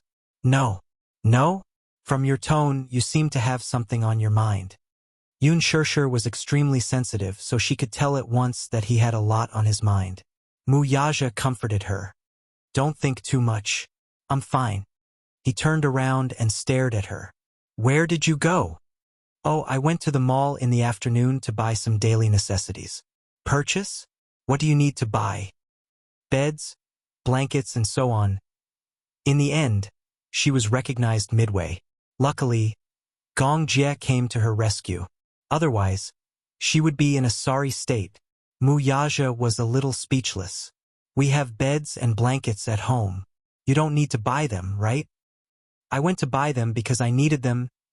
Yun Shirshir pondered for a moment before she succinctly repeated to him what Yun Yeching had told her over the phone in the afternoon. In the end, she smiled and said, Uncle has always taken good care of our family. Now that something like this has happened, I can't take care of much, but I'll try my best to satisfy your needs. Yes.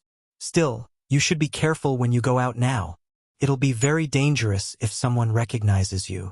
As soon as Wuxia finished speaking, Yun Shirshir recalled what had happened in the afternoon. So many people had chased after her. Thinking about it, she still had lingering fears. In the future, if there's anything you need to purchase, just tell me and I'll get someone to prepare it for you. I'm worried about you going out. Yun Shirshir felt warmth in her heart. She smiled and nodded. Okay, I got it. Wuxia held her in his arms and kissed her cheek in front of the 2 children. She nudged his shoulder and muttered in a low voice, Hey, restrain yourself a little. The children are all here. It doesn't matter. It's good to let them practice for a while. Practice for a while? Wasn't this education a little too early? Wuxia asked gently. Tonight, there's no cooking at home. Let's go out to eat. What do you want to eat? I can't think of anything at the moment. Yun Shirshir turned to look at Yu. Yu, what do you want to eat? I'll listen to Mommy. Mommy's boy number 1 answered. Yun Shirshir was silent for a moment before she asked Xiao Yichen. Xiao Yichen, is there anything you like to eat? I'll listen to Mommy too. Mommy's boy number 2 stood obediently. Yun Shirshir's eyes twitched. After thinking hard for a long time, she helplessly turned to look at Wuxia. Do you have any ideas? I'll listen to you. The number 1 wife slave looked at her gently and answered. Hey, did he have to be like this? Did he leave such a difficult problem like where to eat tonight for her to solve? After thinking about it, Yu and Xiao Yichen didn't like pizza. Wuxia should be sick of French cuisine. Chapter 1354. That night, Mu Lianjue felt uneasy. His uncle had booked a flight to San Francisco for him the next morning. In order to ensure his safety, he specially arranged for him to stay in a safe place. The reason why it was a safe place was that his uncle had arranged for him to stay in an extremely secluded military base. Not far from where Mu Lianjue was staying was where the army was stationed. The area within a radius of 100 miles was guarded by his uncle's men, so it was relatively safe. However, Mu Lianjue was still feeling uneasy. Not to mention sleeping soundly, he could not even sit up straight in bed. His uncle had given him a very clear hint. They had been brothers for decades. Naturally, he wouldn't just sit by and watch him die. However, there was only so much he could do. After escorting him abroad, he could only find another place to settle down. He couldn't help too much.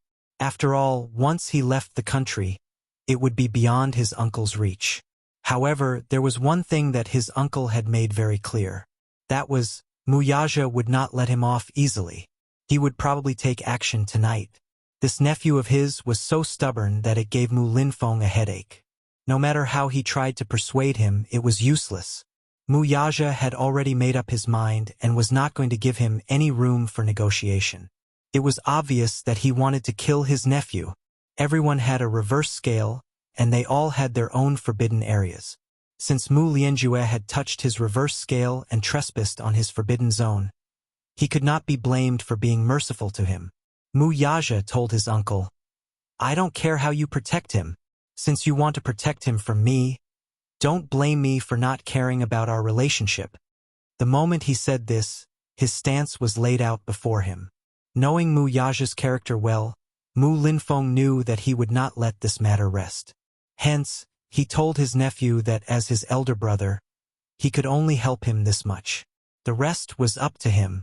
Sitting on pins and needles, Mu Lianjue only felt that every minute and second was so long. His uncle settled him in a small room at the base. The space inside was very small. It was a camp, so there was only a bed, a table, and a lamp on the table. These were all the furnishings in the room. The night gradually darkened. Suddenly, someone knocked on the door. Startled, Mu Lianjue shot up from the bed. "Who is it?" "Fourth Master, it's late. You should rest." It turned out that it was the sentinel at the base.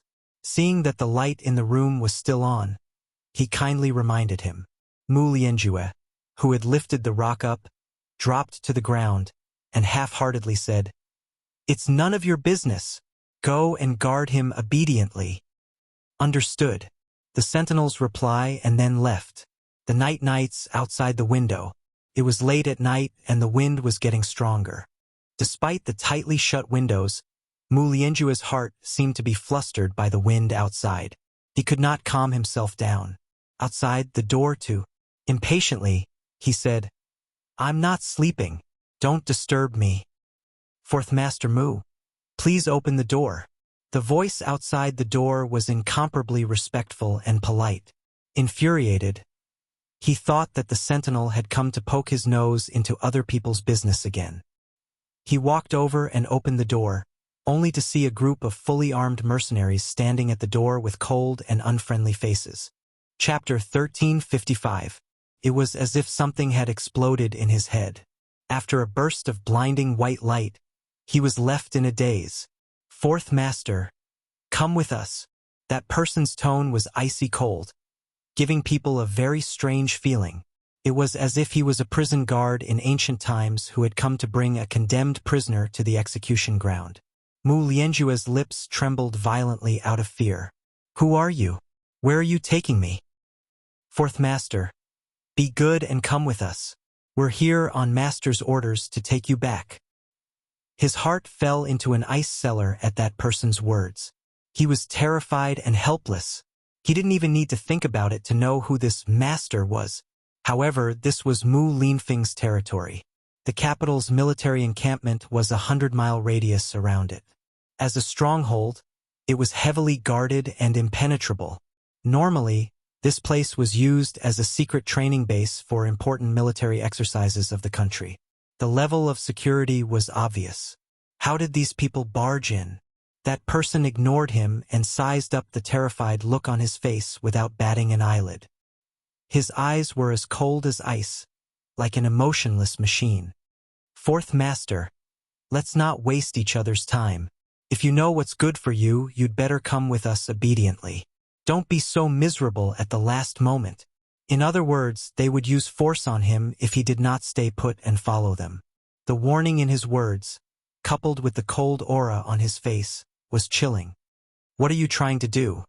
Mu Lianjue dared not move, much less go with them. He cursed inwardly. Where were the soldiers stationed here? Where did they go? What was Mu Linfeng doing? Didn't they say that this area was heavily guarded? Why did Mu Yaja's men barge in without a sound? He didn't know what would await him if he left with these people. Was it death? According to Mu Linfeng, that brat seemed to want to kill him, even going as far as to kill him. Did he really not care about their relationship as uncle and nephew? Did he really have to be so cruel as to force him into a dead end? I won't go with you. Mu Lianjue was not stupid. He knew that if he went back with them, what awaited him would be the final judgment. Would he still have a chance of survival then? Fourth Master, I'd like to remind you that you have no right to negotiate with us now. That person's face clearly showed mockery as he looked at him coldly. Whether you're willing or not, you have to come with us. As for whether you want to leave with dignity or not, it's up to you. My master told me to leave you some face, so before we take a tough stance, you have the right to maintain your dignity.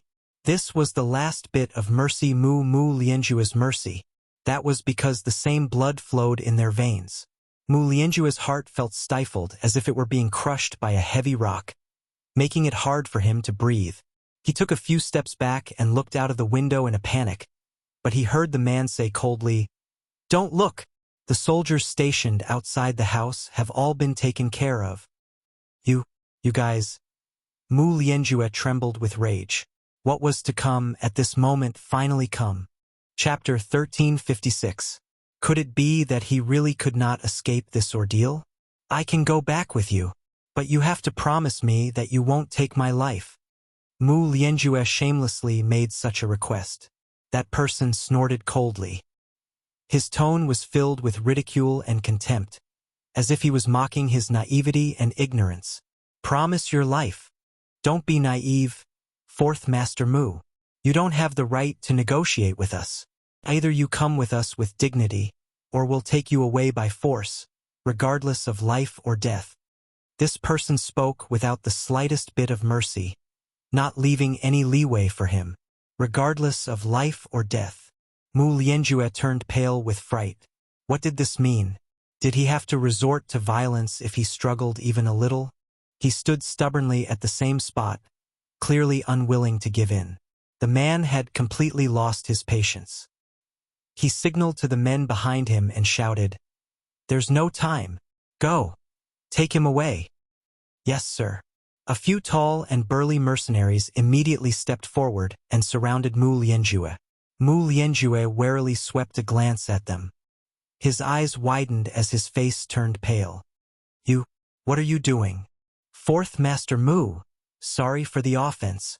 As soon as that person finished speaking, a few people beside him immediately stepped forward, one on the left and one on the right, one in front and one behind, sandwiched him.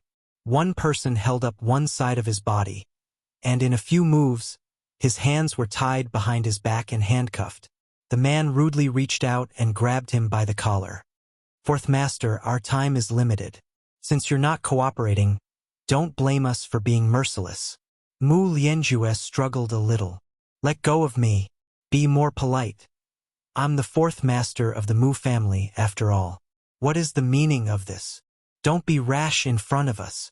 Fourth Master Mu, you're really interesting. I don't care if you're the fourth master or the second master. There's no room for negotiation.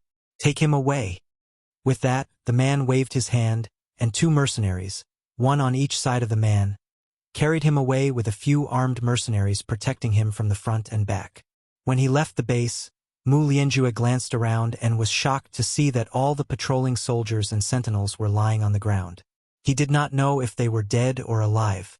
There were no signs of an intense struggle at the scene. It was obvious that they were all taken down in one move. Before Mu Lianjue could take a few more looks, his eyes and mouth were blindfolded, and he was pushed into an armed escort vehicle. He was caught off guard. Darkness enveloped his vision. He was unceremoniously pushed and fell onto the cold seat. His face was pressed against the cold and hard surface of the car, and he almost broke his teeth. He suddenly felt a chill run down his spine. Thinking back to what he had seen from the base, it was as if a bottomless pit had opened up in his heart, and he fell into endless despair. Just how capable was Mu Yaja to be able to take his woman away from Mu Linfeng's clutches? This was a military base, a strategic stronghold, and an extremely well-guarded drill ground. Usually, it was a secret base that few people knew about. Hence, the defense was extremely strict. The capital's military was heavily guarded within a 100-mile radius. Chapter 1357. Even the important figures in the central government had to give him some face, not to mention the high-ranking officials in the government. When they saw him, they had to bow their heads and bow to him. Mu Yaja actually had the ability to take someone away, right under Mu Linfeng's nose. Mu Lianjue shuddered at the thought of it. It seemed that he had underestimated this nephew of his. Since when did he have such great power? It must be said that Mu Linfeng and Mu Lianjue were indeed a little naive. If Mu Yaja wanted someone, how could Mu Linfeng's subordinates stop him? Mu Lianjue got into the car, but he did not know where the car was taking him. Was it hell? Or he did not dare to think too deeply about it. He only hoped that Mu Yaja would leave him some face and not be ruthless in everything. Did Mu Linfeng know that Mu Yaja had taken that person away? If he knew, would he rush over to save him? At this moment, in the hospital, Mu Shang was lying on the bed, leaning weakly against the headboard. Wearing an oxygen mask, his bleary eyes were half opened with great difficulty. Like withered grass by the yellow spring, he was on the brink of death. Mu Yaja and Mu Linfeng sat facing each other on the left and right of the bed. They were in a silent confrontation. Mu Yaja's posture was leisurely and elegant. His eyes were indifferently looking out the window as if he was quietly waiting for a certain result. Mu Linfeng looked at him silently, sizing him up from time to time. Similarly, he was also silent as he waited for news from his subordinates. He only felt that the man sitting in front of him had too many unfathomable things about him. Grandpa Mu, on the other hand, was quietly sizing them up. His condition had worsened and he could no longer speak. The three of them formed a very strange scene. The air in the spacious ward was tense and stifling, especially when Mu Yaja sat in the ward. His cold and imposing aura made one breathless. After a long period of dead silence, as if a century had passed, a ringtone broke the silence. Mu Linfeng was shocked. With a swoosh, he looked at Mu Yaja warily. Mu Yaja picked up his phone and dialed a number. On the other end, a subordinate reported in a low voice, "Boss, the person is already in our hands." It was very quiet in the ward, so Mu Linfeng could hear the voice from the phone clearly. Mu Linfeng turned pale with fright and stood up agitatedly. Mu Yaja glanced at him coldly, then said into the phone, "Watch him? I'll be right there." "Yes, boss." Mu Yaja hung up the call and looked up, only to see his uncle's extremely ugly expression. It was frighteningly dark. He smiled leisurely and elegantly asked, "What's wrong, second uncle? You have him?" Mu Linfeng was so angry that his lips trembled. He really wanted to know how his nephew managed to take someone away from the heavily guarded and heavily surrounded military base. "Second uncle, your hearing has always been good. You should have heard it just now." Mu Yaja smiled devilishly. There was a hint of arrogance and cynicism in his smile, but more than that, there was a hint of arrogance and brashness that he had never shown in front of his second uncle. Chapter 1358. All this while, Mu Yaja had always been reserved and calm in front of him. As a junior, he had a good grasp of his bearing, keeping his sharpness and arrogance to be humble and docile. Now, however, he no longer concealed himself and fully displayed the sharpness of a ruler. For a moment, Mu Linfeng actually felt that the domineering aura emanating from him was too dazzling. Must you be so heartless and ruthless? Was there no room for negotiation at all? Mu Linfeng looked at him bitterly, still trying to persuade him to stay. Mu Yaja glanced at his uncle's gloomy face and sneered, too lazy to bother with him. Yaja, you're too scary. Mu Linfeng shook his head in disappointment. I never thought that you were such a heartless person. How could you be so cruel to this extent? He's your fourth uncle. We share the same roots and are connected by blood. How can you not care about our relationship? He started to fear Mu Yaja in his heart. Today, he could get rid of him with his own hands. Then what about tomorrow? Would they use the same method to kill him? Since ancient times, the rich and powerful would kill their brothers and fathers for power. There were countless cases of brothers killing each other. Mu Linfeng began to suspect if Mu Yaja had such treacherous ambitions. Second Mu, don't flaunt your seniority and think too highly of yourself. I used to respect you as an elder, but don't use your status to oppress others and change the concept. Second Mu. Mu Linfeng was infuriated by his short form of address. How dare he call him Second Mu? After Mu Lianqing's death, no one in the Mu family had the seniority to call him Second Mu, except for Mu Sheng. This Mu Yaja clearly did not care about him at all. He was not giving him any face at all. Mu Yaja said coldly, so, second uncle, you also know about the concept of sharing the same roots and being connected by blood. I thought you've completely forgotten about it. What do you mean by that? Mu Linfeng glared at him fiercely. Mu Yaja said sternly, Fourth Mu is the one who killed his brothers and his father. For the sake of seizing power, he's willing to do such treacherous things. With him as an example, I'm just imitating him. What's wrong with that? Mu Linfeng was suddenly at a loss for words. What? You're not saying anything. Didn't you want to defend him? I'll give you this chance. Today, I'll settle old and new scores with him. My father's death, my mother's death, Mu Qingqing's death, his instigation of Mu Wanru to poison Grandpa's medicine, and his assassination of my son. If I don't settle these scores with him, who else will I settle them with? Mu Yaja suddenly raised his eyes and swept them over with a piercing glare. Is it you? Second Mu. Mu Linfeng was forced to take 2 steps back by his chilly tone and fell into a chair. I've given you a chance. I've said before that it's your business to protect him. If you can't, you can only blame yourself for not being capable enough. Mu Linfeng was speechless. He could only shake his head and sigh. It seems that I'm really getting old. You're amazing. Chapter 1359. He cast a sidelong glance at him from the corner of his eye. His gaze was cold and threatening with a deep sense of disgust. Let bygones be bygones. Now that things had come to this, he had already let go of the grudges of the previous generation. Of all things, Mu Lianjue should never have touched his reverse scale. He should not have touched Yun Shishir, let alone Mui Chen and Yun Tianyu. They were forbidden grounds that he could not touch. He thought of how Yun Shishir and Xiao Yichen were tortured by him until they were covered in wounds. Then, he thought of how Yu Yu was almost separated from him forever by the assassin he had sent.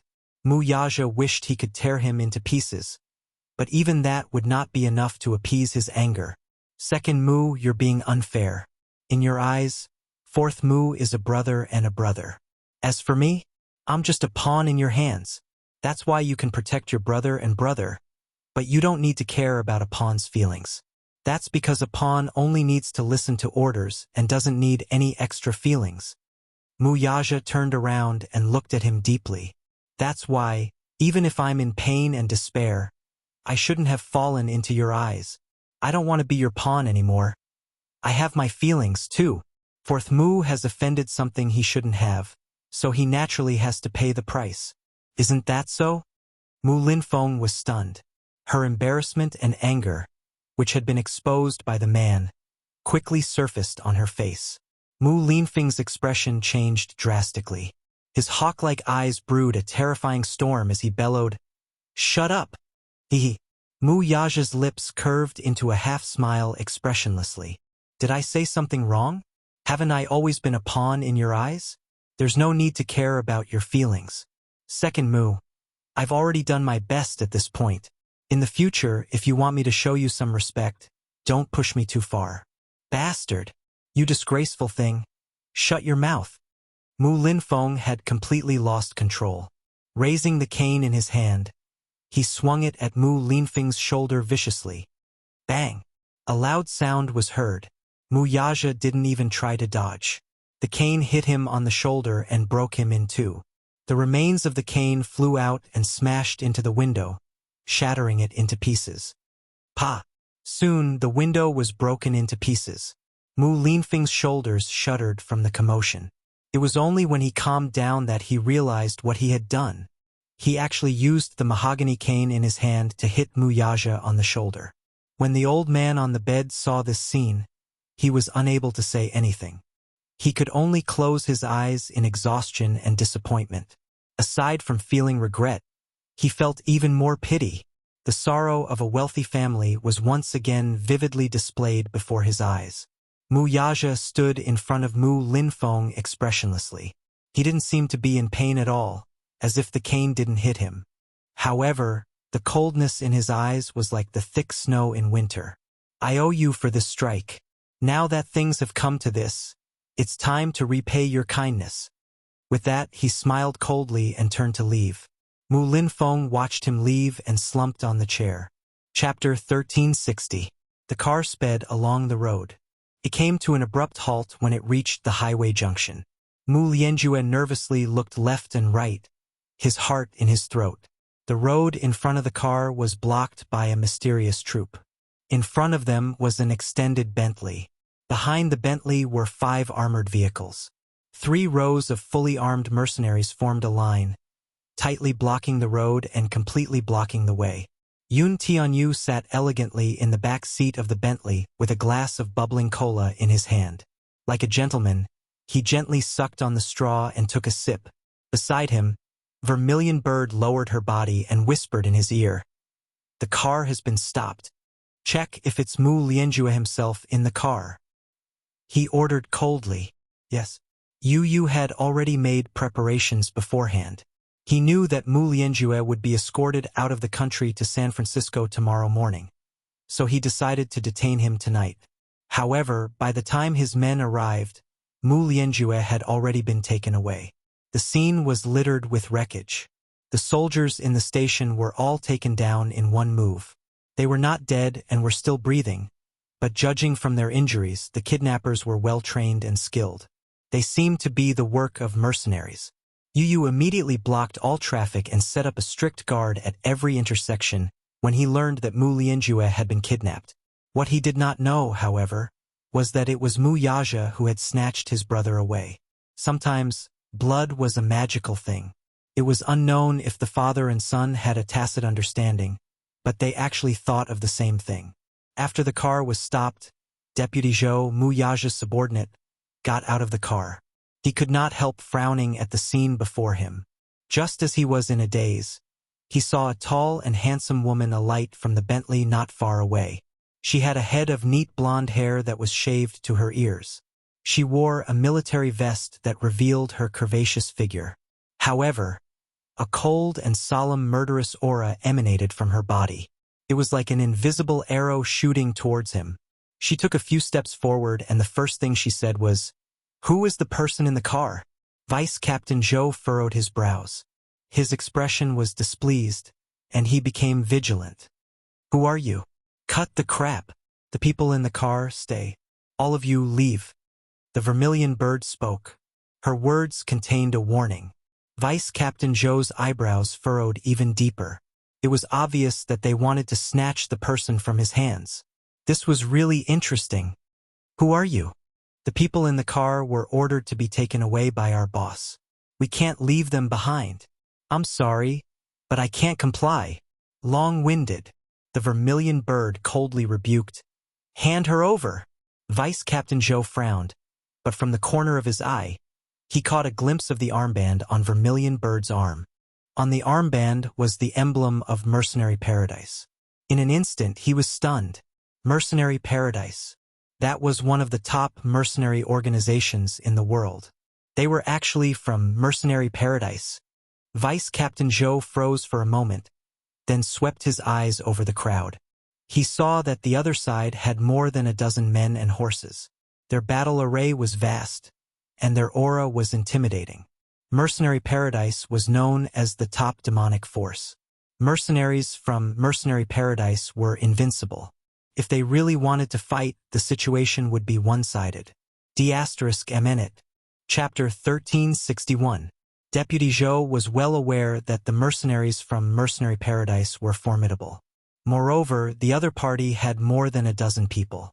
If they were to confront them head-on, it would be a strenuous and unrewarding task. Thus, he immediately signaled his men with his eyes to send a signal to the headquarters to send back the coordinates. On the other end, Vermilion Bird quickly caught sight of this small movement from the corner of her eye. She immediately took out her gun, nimbly loaded it, and swiftly fired. The bullet whizzed through the air and hit the wireless communicator in the man's hand with a loud bang. With unerring accuracy, it shattered into pieces and fell to the ground. The man was startled when the bullet scratched his palm, leaving a horrifying bloody mark. He raised his head in anger, only to see Vermilion Bird coldly putting away her gun with a disdainful smirk on her thin lips. Deputy Zhou flew into a rage out of humiliation. "What are you trying to do? Hand him over and leave." Vermilion Bird indifferently spat out these words. She stood tall in the cold wind, looking valiant. Her long, straight legs were strong and relaxed, and her cold eyes were like a wild cat in the forest, sparkling. Mu Lianjue, who was locked up in the car, did not know what was happening outside when he noticed that the car had stopped moving for a long time. He struggled to sit up and, with great effort, inched toward the car window. Arching his back, he used the friction of the car seat to remove the black cloth covering his eyes bit by bit. When he saw the scene outside through the window, his eyes widened in shock. Clearly, he was shocked by the scene before him. The two sides faced each other with swords drawn and soon fell into a stalemate. No one dared to act rashly. Both sides were mercenaries from top forces. Even if there was a gap in strength, it was not to the extent that it was too big. If they were to fight head-on, the gains would not make up for the losses. Deputy Zhou, who was also from the elite, had rich experience and been through hundreds of battles.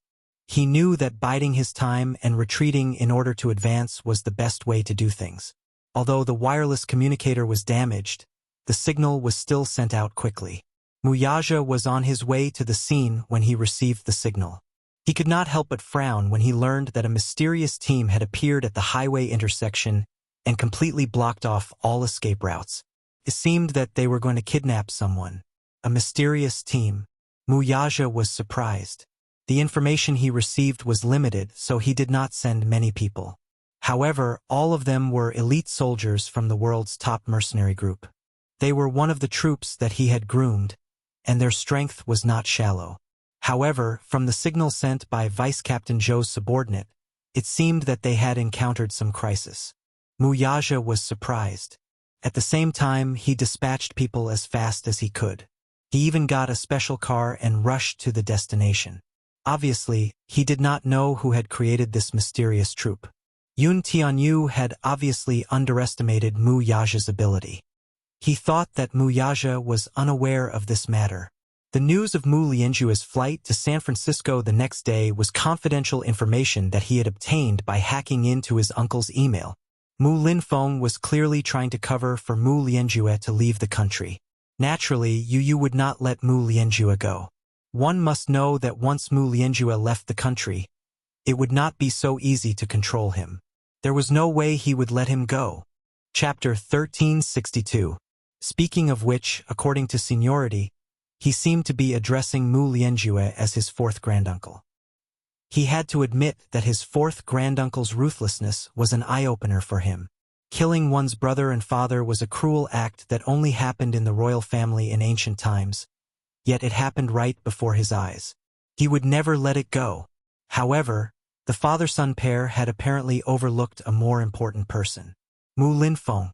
When Mu Linfeng learned that Wuxia's men had abducted someone from the military base, he flew into a rage and quickly sent out a group of soldiers to chase after them.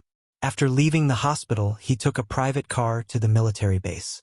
According to the report from his subordinates, the base had been purged.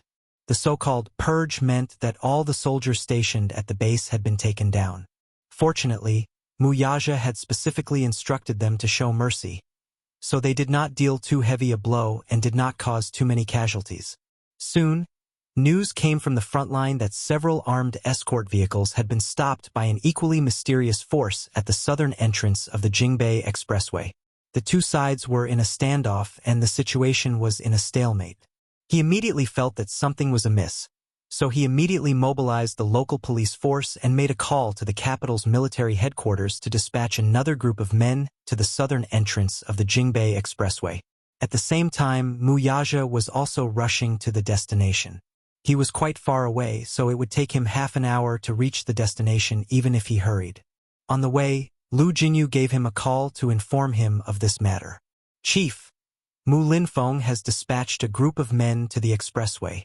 Wuxia quickly took this matter seriously. At first, he suspected that the mysterious troop that had blocked the convoy at the highway junction might be from Mu Linfeng's forces.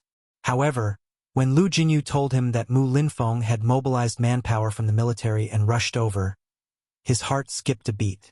What was the origin of that mysterious force, then?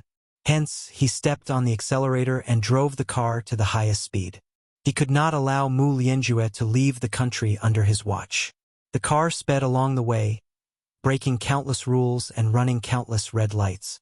However, his car had a military license plate, so even if the traffic police saw it, they would not chase after him. After all, the military had special privileges in certain aspects. It was important to note that the local police system and the military were separated, each doing their own thing. However, if the military carried out any special operations, the local police force and various forces would have to listen to the military's orders. This was the supreme privilege of the military. This was also the reason why Mu Linfeng had been in politics for many years instead of being in business, and had a prominent and stable position in the Mu family. If one were to ask who held the most prominent position in the family, it would be none other than Mu Linfeng. This was the reason why Wuxia had always been so respectful to him. As a bigwig with a military background, Mu's eyes. Even when Grandpa Mu was still the head of the family, his position in the Mu family was only second to one and above everyone else. Chapter 1363. Thus, when Wuxia openly rebelled against him, Mu Linfeng found it unbelievable and even flew into a rage out of humiliation. Inwardly, however, he thought that the brat had lost his mind to openly rebel against him for a wild woman. At the same time, the manpower from the special forces quickly gathered at the highway intersection. They were all fully armed and had excellent ammunition. Mu Linfeng ordered that no matter what, they had to bring the person back alive. No matter who the other party was, they had to pay a price if necessary. Upon receiving this order, these mercenaries carried sufficient ammunition and guns and rushed over with the determination to exchange fire. Yu clearly did not know about Mu Linfeng's handiwork, or that the latter had once again mobilized military forces from the mercenary groups. He remained in the car calmly and called Gong Jie. When Gong Jie found out that the men he had sent were in a deadlock with the other party, he sent more men and rushed over. The three parties were on their way to the same destination. On the surface, the suburbs of the capital looked calm and peaceful, but the game in the dark was already in an abyss of suffering and surging winds and clouds. Seeing that the other party was unwilling to hand over the person, Vermilion Bird no longer showed mercy. Expressionlessly, she turned around and took out her radio communicator, saying coldly, "They're not willing to hand over the person. Prepare to fire." Vice Captain Zhou was shocked. Could it be that the other party had more than a dozen people and there was an ambush in the dark? For a moment, he looked around vigilantly, jittery at the slightest sound. Now that they were outnumbered, it was inevitable that they would be isolated and without help. However, just as Vermilion Bird's troops were about to fire, Mu Linfeng's men arrived. Vermilion Bird suddenly caught the sound of police sirens not far away. Instantly alert, she took out a pair of binoculars from her waist and agilely climbed onto the roof of the car to observe the distance.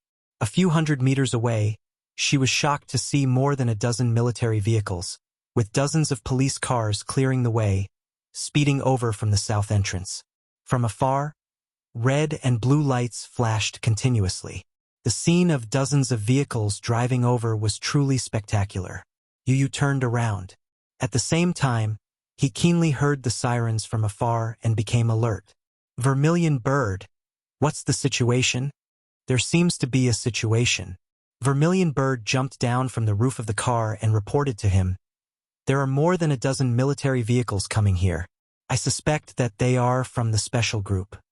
Mu Linfeng? This was the only possibility that Yu could think of. I suspect it's him. After all, other than Mu Linfeng, no one else in the entire capital had the authority to deploy so many people from a special grade corporation. While Zhu Ke and Yu were reporting to each other, the military vehicles quickly arrived and completely sealed off the South Pass Road. They surrounded Zhu Ke and Vice Captain Zhou's troops. Then, a few mercenaries with guns in their hands walked down from several military vehicles. These mercenaries were different from the soldiers stationed at the station just now. Between their iron-like faces, there was a cold-blooded valiance unique to the country's machinery. Tisk! Yu suddenly frowned and smacked her lips. Vermilion Bird said in a deep voice, "Don't be afraid, President Yoon. I'm here." "No," Yu said calmly. Then, "I think I drank too much coke. The roots of my teeth are a little sore," Yu said faintly. Zhu Ke was instantly speechless and broke out in a cold sweat. Chapter 1364. She thought that the little guy was scared and nervous, so she did not expect him to say such a ridiculous thing. Suddenly, Yu uttered a wise saying in a serious tone, "Kids should drink less cola." With that, he put the cola aside. His tone was as mature as a veteran. Vermilion Bird. This squishy dumpling could still say such dry humor at such a critical juncture. That was enough. Yu rolled down the car window and scanned the scene outside. His face regained its usual coldness as he reminded, "Vermilion Bird, you don't have to send us off if it's not necessary. Let's see what's going on." "Yes, I understand." Vermilion Bird nodded and obeyed. The troops dispatched by Mu Linfeng quickly sealed off the road and surrounded the scene. They took full control of the situation and took control of the situation. What Yu did not expect, however, was that Mu Linfeng would show up at the scene in person. According to his original plan, he would arrange for Mu Lianjue to stay at the base and get him to the airport at dawn so that he could board a flight to San Francisco. Just as he had expected, Mu Yaja had indeed made a move. What he did not expect, though, was that the man's men were so capable. With just a group of a dozen or so people, they easily dealt with the soldiers stationed at the base and escaped with their captives. Mu Linfeng felt extremely humiliated. The soldiers guarding the base were all elite troops and were awe-inspiring. How could he not be angry when they were trampled on by a small group of mercenaries? Hence, he had specially selected the elites from the special forces this time. Each of them was tall, strong, well-trained, and outstanding. Once the car stopped and he gained full control, he alighted from it under the protection of the soldiers. Once he got out of the car, he put on airs and scanned the surroundings. His face darkened. Someone immediately came forward to report after observing his expression. "Sir, the scene is under control. We're at your command." "Where is he?" "He's in the car." His subordinate stood straight at the side and pointed at the armed escort vehicle parked not far away. Yu sneered inwardly when he saw the man through the window. This second granduncle of his was quite powerful. Could it be that people with a bit of a special background all had this kind of character? Before doing anything, they would put on airs for others to see. He did have a bit of an air about him. Seeing that the scene was under control, Deputy Zhou's men did not dare to act rashly. It was not because of anything other than the fact that they would not gain anything if they went head-on. Previously, Mu Yaja had given the order to bring Mu Lianjue back. He wanted to see him, dead or alive. As mercenaries, their employer's orders were absolute and could not be disobeyed. Therefore, they treated this order like an imperial edict. However, the current situation was somewhat outside of the plan. Therefore, Deputy Zhou and the rest kept their cool and stayed in their original positions. Before Mu Yaja's reinforcements arrived, they would remain sober and not act rashly. Mu Linfeng sent someone to check Deputy Zhou's car and bring Mu Lianjue out. Deputy Zhou gnashed his teeth in hatred at the arrogant and despotic manner of his men. Chapter 1365. Mu Linfeng suddenly noticed the elongated Bentley parked at the side. Puzzled, he took a look at the license plate, which started with capital AG6, and was stunned. Capital AG6 license plates were rarely issued. Most of them were issued by the central government to international political figures or people under special protection. Cars with this license plate could pass unimpeded no matter where they went. Even if it was a central non-high, they could drive straight in without stopping. This meant that they had supreme authority. In the capital, the level of authority was a symbol of status. Thus, a simple license plate could reflect a lot of things. Mu Linfeng was astonished to find out who was sitting in the Bentley. His subconscious reaction was to check the authenticity of the license plate. This was because even with his qualifications, it was impossible for him to obtain such a high-level license plate. The car Yu was in was issued by the central government to Gongjie. Gongjie had come to the capital this time to meet some mysterious leaders and negotiate some special deals. Gongjie was born in the arms industry and maintained close ties with various countries' political figures. A person like him would be specially received by any country's leader. Thus, every time he came, the central government would receive him with high standards and make special arrangements for him. Mu Linfeng was suspicious, so he led his men forward to see who was sitting in the car. Alas, the vermilion bird raised a hand to stop him the moment he stepped forward and held his outstretched hand tightly. Hiss! Vermilion bird's strength was too terrifying. Even Mu Linfeng could not take it and frowned in pain. Mu Linfeng's expression changed, and the atmosphere became even more tense. Seeing that someone dared to act rashly in front of Mu Linfeng, the people beside him shouted, "How dare you? Who are you? How dare you act rashly here? Take your hand away." Vermilion Bird looked up coldly and did not move at all. Her handsome face was extremely cold. She only had one master and only listened to Yu's orders. She did not need to listen to anyone else. Vermilion Bird did not let go. Instead, she used even more strength and strength. Unable to bear her pain, Mu Linfeng frowned in pain. However, due to his status, he had no choice but to maintain his dignified posture. His sharp, eagle-like eyes shot a warning at the Vermilion Bird. The adjutant standing beside him immediately went forward and shouted, "I told you to let go. Don't be rash. Didn't you hear me? Let go." With that, he tried to break free from Vermilion Bird's grip. Unexpectedly, Vermilion Bird easily caught his hand and twisted it. With a crack, his wrist was broken. The man groaned and endured the pain and broke out in cold sweat. At this moment of confrontation, the window of the Bentley suddenly rolled down. "Vermilion Bird, let go. Don't hurt the relationship between me and second uncle." His voice was childish, but it was steady. Surprised, Mu Linfeng looked into the car and saw Yu sitting in the back seat expressionlessly. If it were not for his youthful appearance, one would not be able to tell that he was a 7-year-old child. However, when Mu Linfeng saw his delicate face, the latter turned pale with fright. Ichen. Chapter 1366. Yu coldly opened his eyes. A frosty glint flashed across his eyes, and at the same time, his pink lips curled into a cold smirk. "Second granduncle, it's our first time meeting. Nice to meet you." The moment he opened his mouth, Mu Linfeng quickly realized his identity. He was probably the other son that Yun Shishir gave birth to when she was a surrogate mother for Mu Yaja. Just based on his appearance alone, he was very similar to Xiao Yichen. However, the difference was that his extraordinary bearing and gestures were somewhat similar to Mu Yaja's. He had an aura that was different from other children of his age. He was noble, cold, and elegant. His black and white eyes were distinct, and his eyelashes were thick.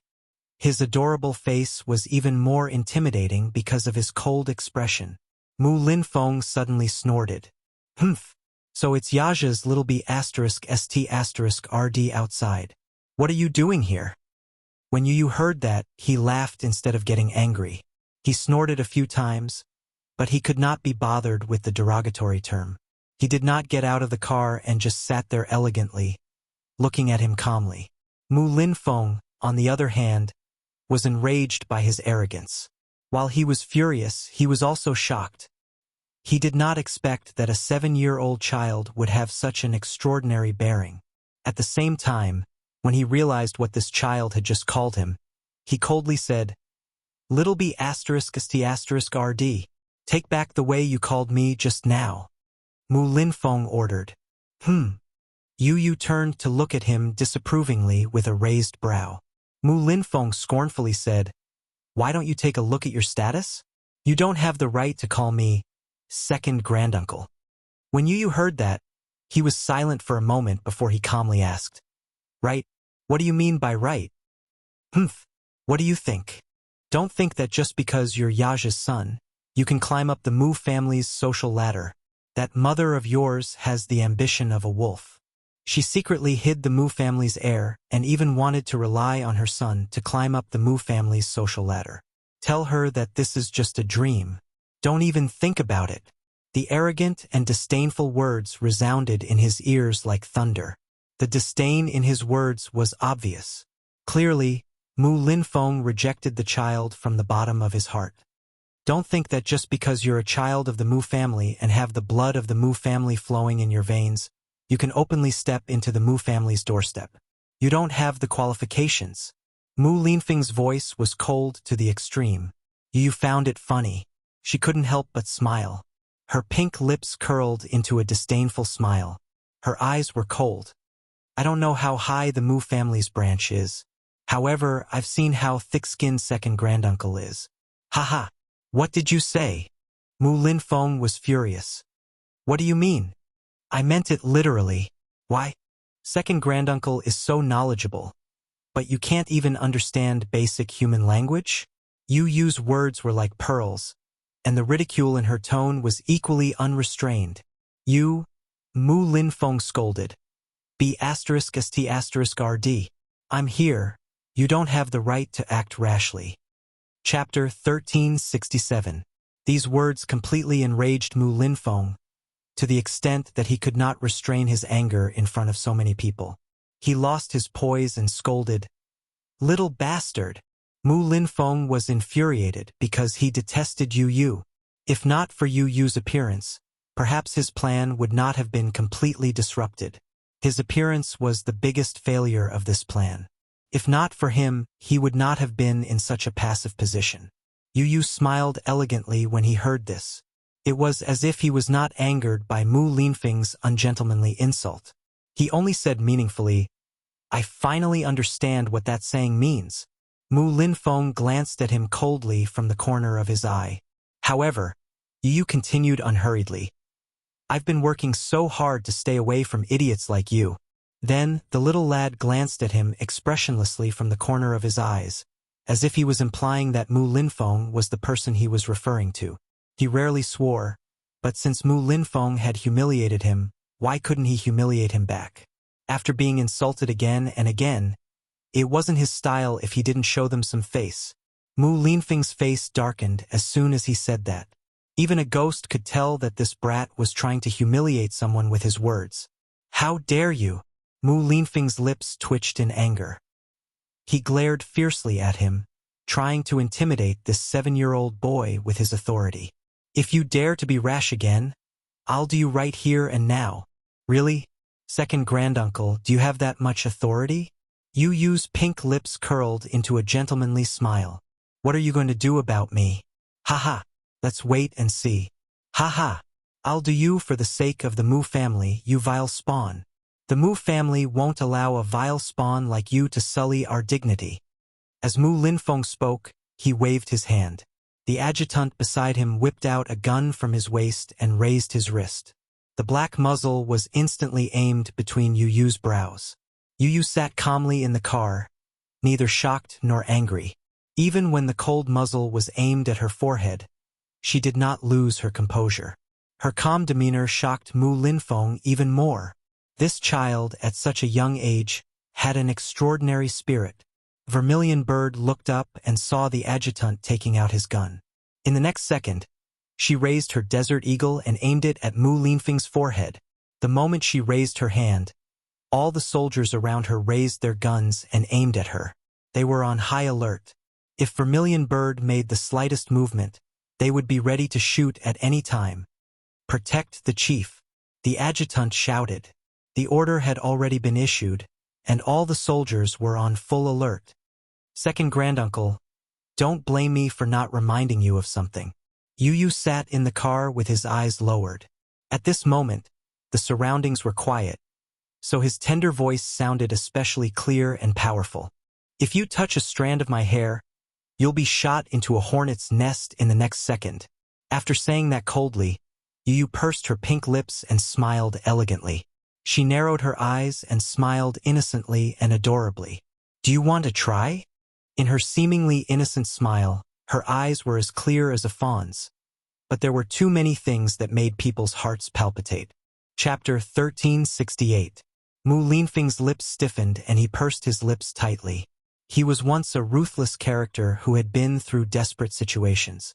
Hence, when Yu said those words, he subconsciously sensed a murderous aura lurking around them. It was surging in the dark and chilling. There was actually an ambush. He keenly sensed that there might still be a troop in the surroundings that was silently lurking in the dark at this moment. He suddenly felt a chill run down his spine. Half of his life in the military made him realize at once that there might be a sniper ambushing them a few hundred meters away. Perhaps there was a sniper hiding in the dark, aiming at the space between his eyebrows with his sniper scope open. That was why the child had said those words so carelessly. "If you touch a strand of my hair, you'll be shot into a hornet's nest in the next second." His mind was in a mess. His nerves were all over the place. It was not because of anything else other than Yu sitting in the car calmly. Even if he saw the child's tender face and innocent smile, his every move exuded extraordinary charisma. Could these people be his men? These mercenaries, which consisted of more than 10 people, were all listening to a 7-year-old child's orders.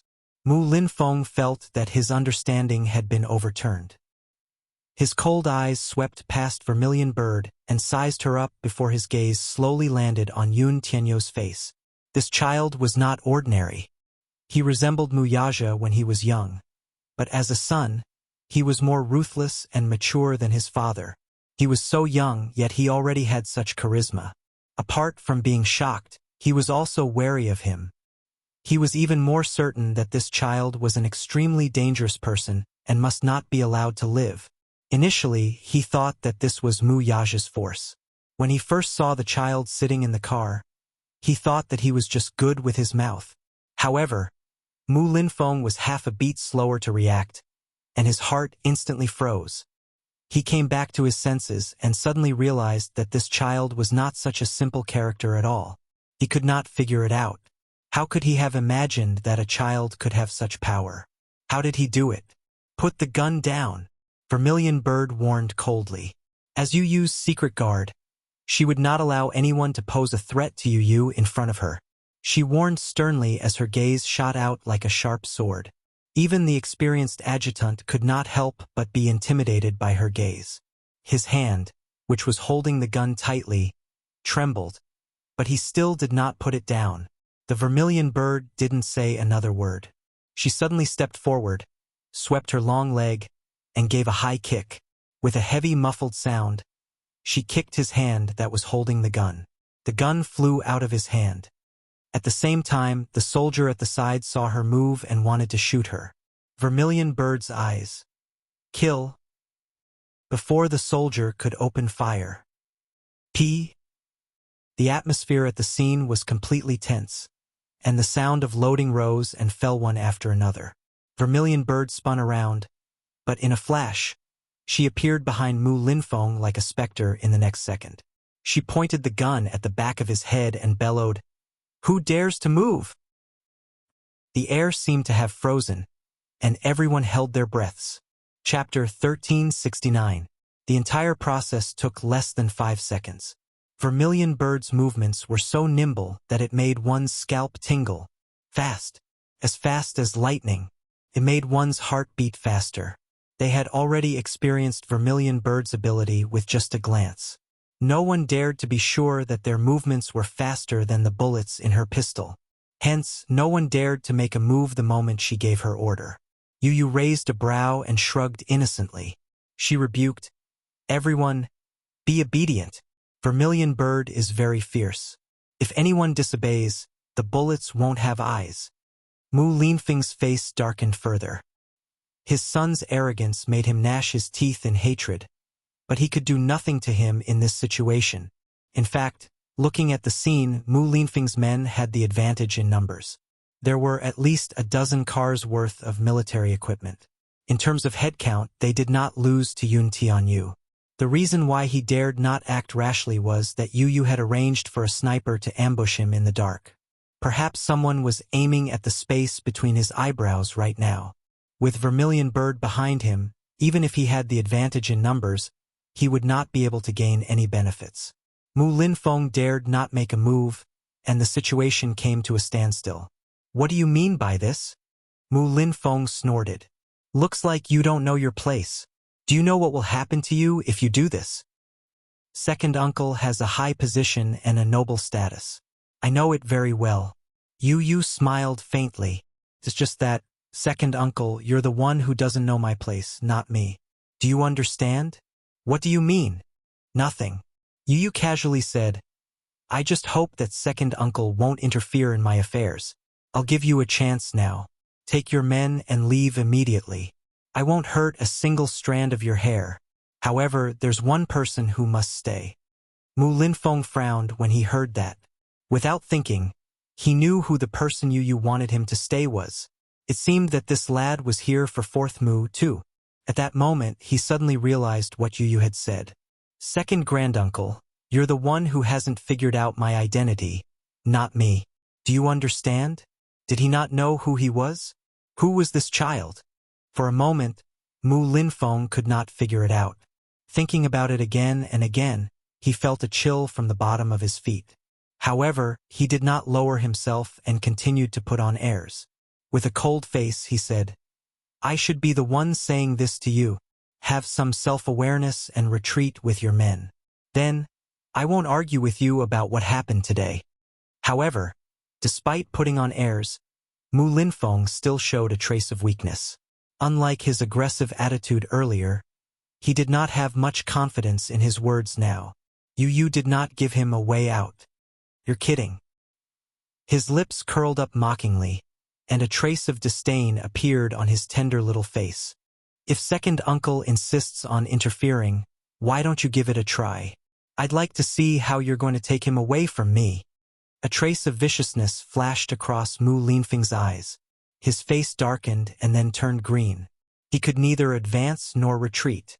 If he really left Mu Lianjue here and left in a sorry state, not only would his dignity be tarnished, but he would also become a laughingstock in front of this young man. If he really wanted to protect and take him away, it would be harder than ascending to the heavens. Chapter 1370. It seemed that it would be more difficult than ascending to the heavens if he really wanted to protect and take her away by force. At the same time, they were in a deadlock like this. The scene before him was actually easily suppressed by a child, causing his face to heat up even more. It was very embarrassing. "Who exactly are you?" Mu Linfeng stared at him intently, his eyes as sharp as an eagle's. Yu retorted calmly and elegantly, "Why should I tell you?" Mu Linfeng was stunned for a moment before he snorted. "What an arrogant attitude." Yu raised a brow. "You don't have the right to ask about my identity." Mu Linfeng was even more stunned. Yu said sternly, "Hand her over obediently. However, take your men and retreat. Otherwise, you won't be able to leave." With that, he raised his head. His eyes were no longer as clear as before and were now dark and gloomy. "Don't blame me for not reminding you, second granduncle. I want this person. If you stop me, you won't have a good ending." "Young man, aren't you being too arrogant with your words?" Mu Linfeng's words were clearly lacking in confidence. Yu could not be bothered with him anymore. Vermilion Bird stood behind him like a stone statue, unmoving. The gun in her hand was raised, and the cold, black muzzle was aimed at him like an endless abyss. It was as if he would be mercilessly devoured if he made the slightest move. Mu Linfeng glanced at her, but from his angle, he happened to see Mercenary Paradise's epaulette on her shoulder. He was shocked. Mercenary Paradise was famous, so he had naturally heard of it. It was said that this organization was a mercenary group created by the Hurricane Group.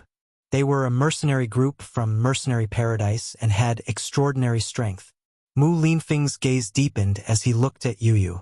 What exactly was this child's identity? After a long silence that felt like a century, Mu Linfeng turned his face slightly and glanced sideways at Mu Lianjue, who was standing not too far away, with a hint of struggle in his eyes. Mu Lianjue turned to look at his brother as well. He could see the hesitation and struggle on his face. It was obvious that he was hesitating and was weighing the pros and cons in his heart. Second brother. Mu Lianjue's lips trembled in agitation as he screamed at the top of his lungs, "Take me with you! You can't leave me here!" He wasn't afraid of death. There were some unknown things that were even more frightening and terrifying than death. He didn't know what would happen to him if he fell into Mu Yaja's hands. He didn't dare to think about it. Plus, he was unwilling to accept it. He was unwilling to lose just like that. Upon hearing his voice, Mu Linfeng frowned and felt a sense of irritation rise within him. This thing is a hindrance. Unable to accomplish anything, but good at spoiling things. It seemed that this was fourth Mu's fate. Even if Mu Linfeng was unwilling to admit it, he did not want to throw his life away for nothing. Although he did not believe that this 7-year-old child could do anything to him, looking at the situation before him and thinking about Yu's warning in his heart, he was ultimately defeated and did not dare to gamble with his life. He was surprised that this child had such power and ability, but his heart also palpitated at the deterrence in the child's words. He did not quite believe it, but he did not dare to doubt it. Chapter 1371. Mu Linfeng sucked in a deep breath of cold air and said in an extremely pathetic voice, "Fine, I'll take my men away." "No," Mu Lianjue exclaimed the moment he finished speaking. "Second brother, do you really believe that child's words? He's just a 7-year-old child. How can he scare you?" "Second brother, he's just a child. How can you believe his words?" Mu Linfeng reprimanded. "Shut up." Mu Linfeng did not want to waste his breath on him. He was already embarrassed from retreating in such a sorry state. Now, his brother's questioning made him even more embarrassed. He had been rebuffed time and time again, especially by this 7-year-old child, who did not leave him any face at all. He no longer had any face left. Mu Lianjue's few words had completely stripped him of what little face he had left. Thus he ordered coldly, "Retreat!" The moment he said that, the soldiers at the scene withdrew their stance. Mu Linfeng turned around and walked toward the car. Mu Lianjue immediately ran toward him, blocked his path, and grabbed his shoulder. "Second brother, are you really so heartless? Are you going to leave me here just because of that child's one-sided words?" Mu Linfeng sneered and retorted, "Ha! He's just a child. Why are you so flustered?" Mu Lianjue was taken aback by this unexpected slap in the face. In fact, even though he was facing a 7-year-old child, he felt an inexplicable fear from the bottom of his heart. It was just that he was unwilling to admit it. He was actually afraid of a child. He was afraid of a 7-year-old child. Mu Linfeng brushed his hand away and was about to leave. Seeing that he really did not care about him anymore, Mu Lianjue's heart twisted with hatred as a sinister and dark rage surfaced on his face. He abruptly turned around and dashed forward to grab Mu Linfeng's shoulder from behind. Following the momentum, he turned around and stuck close to him. His left hand gripped the man's throat while his right swiftly snatched the gun from Mu Linfeng's waist and pressed it against the latter's temple. In just a few seconds, he had turned the tables on the man. "Second brother, since you're so heartless, don't blame me for being ruthless." Grabbing his throat with one hand and pressing the gun against his temple with the other, Mu Lianjue bellowed malevolently, "Back off, all of you! Step back!" Mu Linfeng was greatly taken aback. He did not expect that his nephew would dare to do this. Did he think that he could escape unscathed by using him as a hostage? His heart turned cold. He cursed in his heart. This heartless and unscrupulous bastard.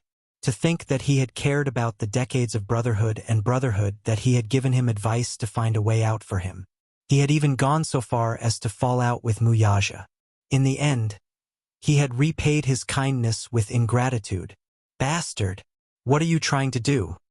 Mu Linfeng roared in shock. Let go! Idiot! Second brother. If we're going to die, let's die together. Mu Lianjue's face turned livid as if he had gone mad. His eyes, in particular, were bloodshot. His voice was as shrill as a malicious spirit's. Chapter 1372. The scene went out of control once more. No one had expected things to develop in this direction. After a moment of stunned silence, the crowd went on alert and aimed their guns at Mu Lianjue.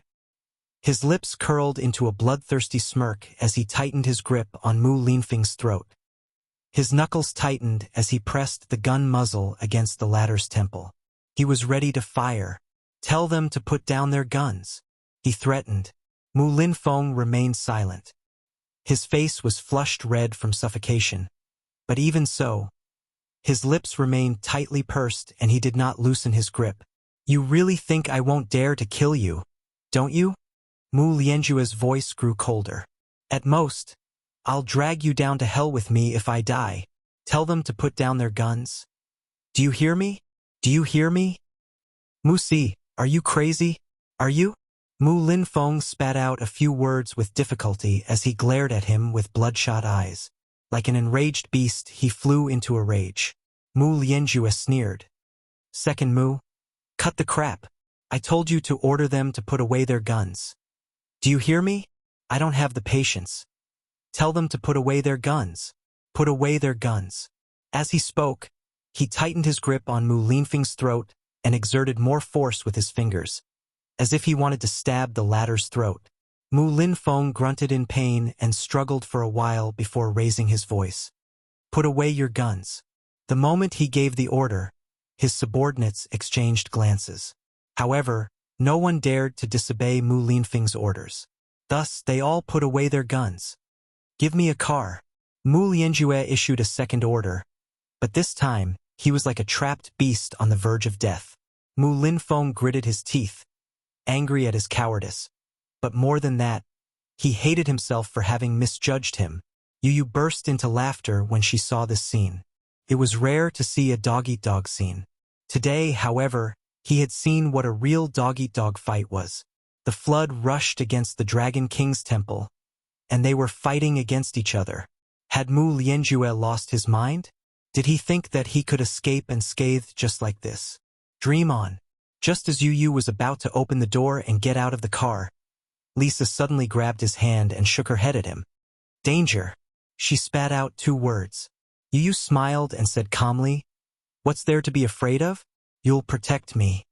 While Lisa was still in a daze, Yu had already pushed open the door and stepped out of the car. The scene fell into a stalemate, and the air froze. Mu Lianjue held Mu Linfeng hostage as he yelled, Give me a car! Did you hear that? Prepare the car for me. Just as he finished speaking, he caught a glimpse of Yu getting out of the car from the corner of his eye. He stepped on the ground and stood up straight. Then, a snow-white and adorable face appeared in front of him. With his hands behind his back, Yu stood obediently before him like an elegant gentleman. He cocked his head and smiled innocently. Fourth granduncle, we've just met and you're already in a hurry to leave. Don't you want to sit down and have a cup of tea? His voice was immature and tender, and at the same time it was still childish. However, his tender voice revealed a strand of coldness that caused one's hair to stand on end, and it froze one's heart. Chapter 1373. Mu Lianjue snorted. His eyes narrowed dangerously as he met Yu's gaze. His face, however, was as cold as a snake's. Don't call me fourth granduncle, he said in disgust and then sneered. The plan failed this time because I was careless. The blunder of the whole plan was that I didn't expect Wuxia to have trained 2 capable sons. If I had known, I wouldn't have ended up in this state. Mu Linfeng, who was being held in his hands, kept struggling. Seeing him struggle, Mu Lianjue bellowed, Behave yourself. Don't move. I'm warning you. I don't have the patience to pester you now. If you don't behave yourself, don't blame me for not giving you face. What you've done now shows that you don't give me any face at all, said Mu Linfeng hatefully. Mu Lianjue laughed sinisterly when he heard that. Blame me?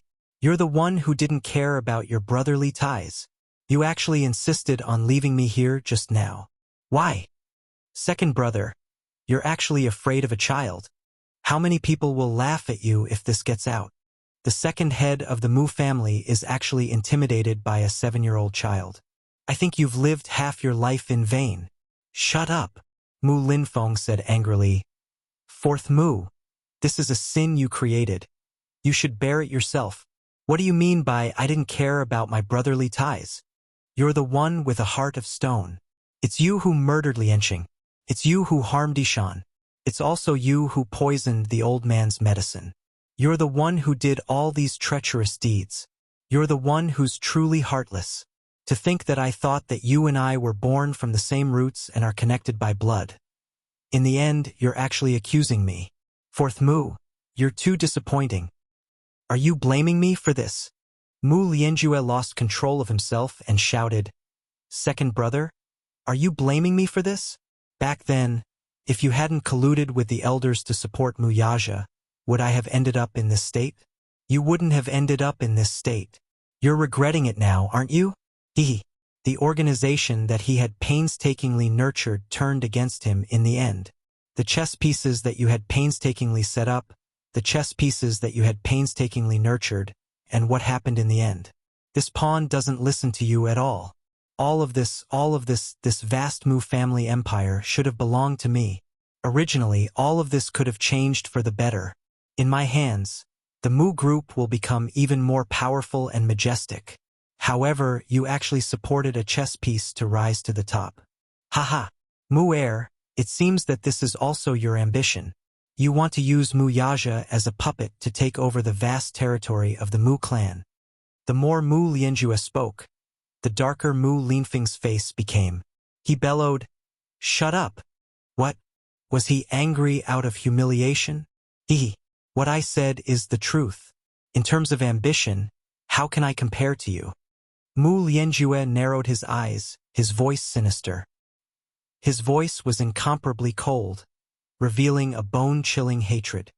If it weren't for your foolishness, I wouldn't have ended up in this state. Second Mu, if I must die here tonight, then all of you will have to die with me. How foolish! Fourth Mu, you're really too disappointing. Mu Linfeng shook his head and sighed, his face full of disappointment. Chapter 1374. Mu Linfeng only found it laughable. His lips twitched for a while before he said coldly, I only know one thing. The evils committed by the heavens can be defied. The evils we bring upon ourselves are the hardest to bear. Do you think that you can completely shirk your responsibility by saying this? Or do you think that I'll let you off just because you said this? Wishful thinking. Mu Lianjue laughed sinisterly. At this moment, he was already in a state of madness. Mu Linfeng felt a chill in his heart. The evening wind kept blowing a bleak chill, but it could not overcome the coldness in his heart. His lips curled up as the mockery in his eyes turned into helplessness. He let out a long sigh, helplessness appearing on his weathered and battered face. Fourth Mu, as your elder brother, I only have one piece of advice for you. Stop it while it's still early. What you're doing is meaningless. You shouldn't have done that back then either. Do you know that what you did was akin to patricide? It's treason. All the more you shouldn't have done it now. I don't want to hear all this from you. What's the point? Mu Lianjue's eyes reddened. The position of the Mu family's head was supposed to be mine. It was mine. Do you know how long I've worked to become the Mu family's head? Do you know how hard I've been living for the past few decades? That old fart, however, negated all my hard work and effort with just a few words. Then, what's the point of all my hard work all these years? What about you? You actually supported Mu Yaja to become the head. Was I not even comparable to a 20-year-old kid back then? You're gravely mistaken about that. You're merely gauging the heart of a gentleman with a cautious heart. Mu Linfeng paused, his face twitching a few times before he continued. I admit that I did neglect your feelings when I nurtured Yaja and supported him to become the head of the family. You're also right about part of the reason why I nurtured him to become my power. My motives were indeed impure and selfish. However, it's definitely not what you said. At that time, the Mu family's power was changing, and I wanted to stabilize it. That's why I chose this child. In fact, in my eyes, Yaja was an outstanding child. Facts have proven that I wasn't wrong. This child is indeed very outstanding, better than you. There's no doubt about that. Thus, even now that he's gone against my wishes, I don't regret standing up for him and supporting him. As you can see, the Mu group has been growing stronger and stronger in his hands. The changes in the Mu group were obvious to all. Back then, if it weren't for him, the Mu group wouldn't have been able to survive that crisis unscathed. My heart is with Mu group, and Mu group is the most important. Perhaps, to you, these words may sound a bit pompous, but they are my true thoughts. If the Mu group can become a core business empire in his hands, I will have fulfilled my wish in this life. Mu Lianjua's eyes narrowed in anger as the corners of his lips twitched. His face looked especially hideous as his eyes slowly coiled around his neck like a venomous snake. What a great idea.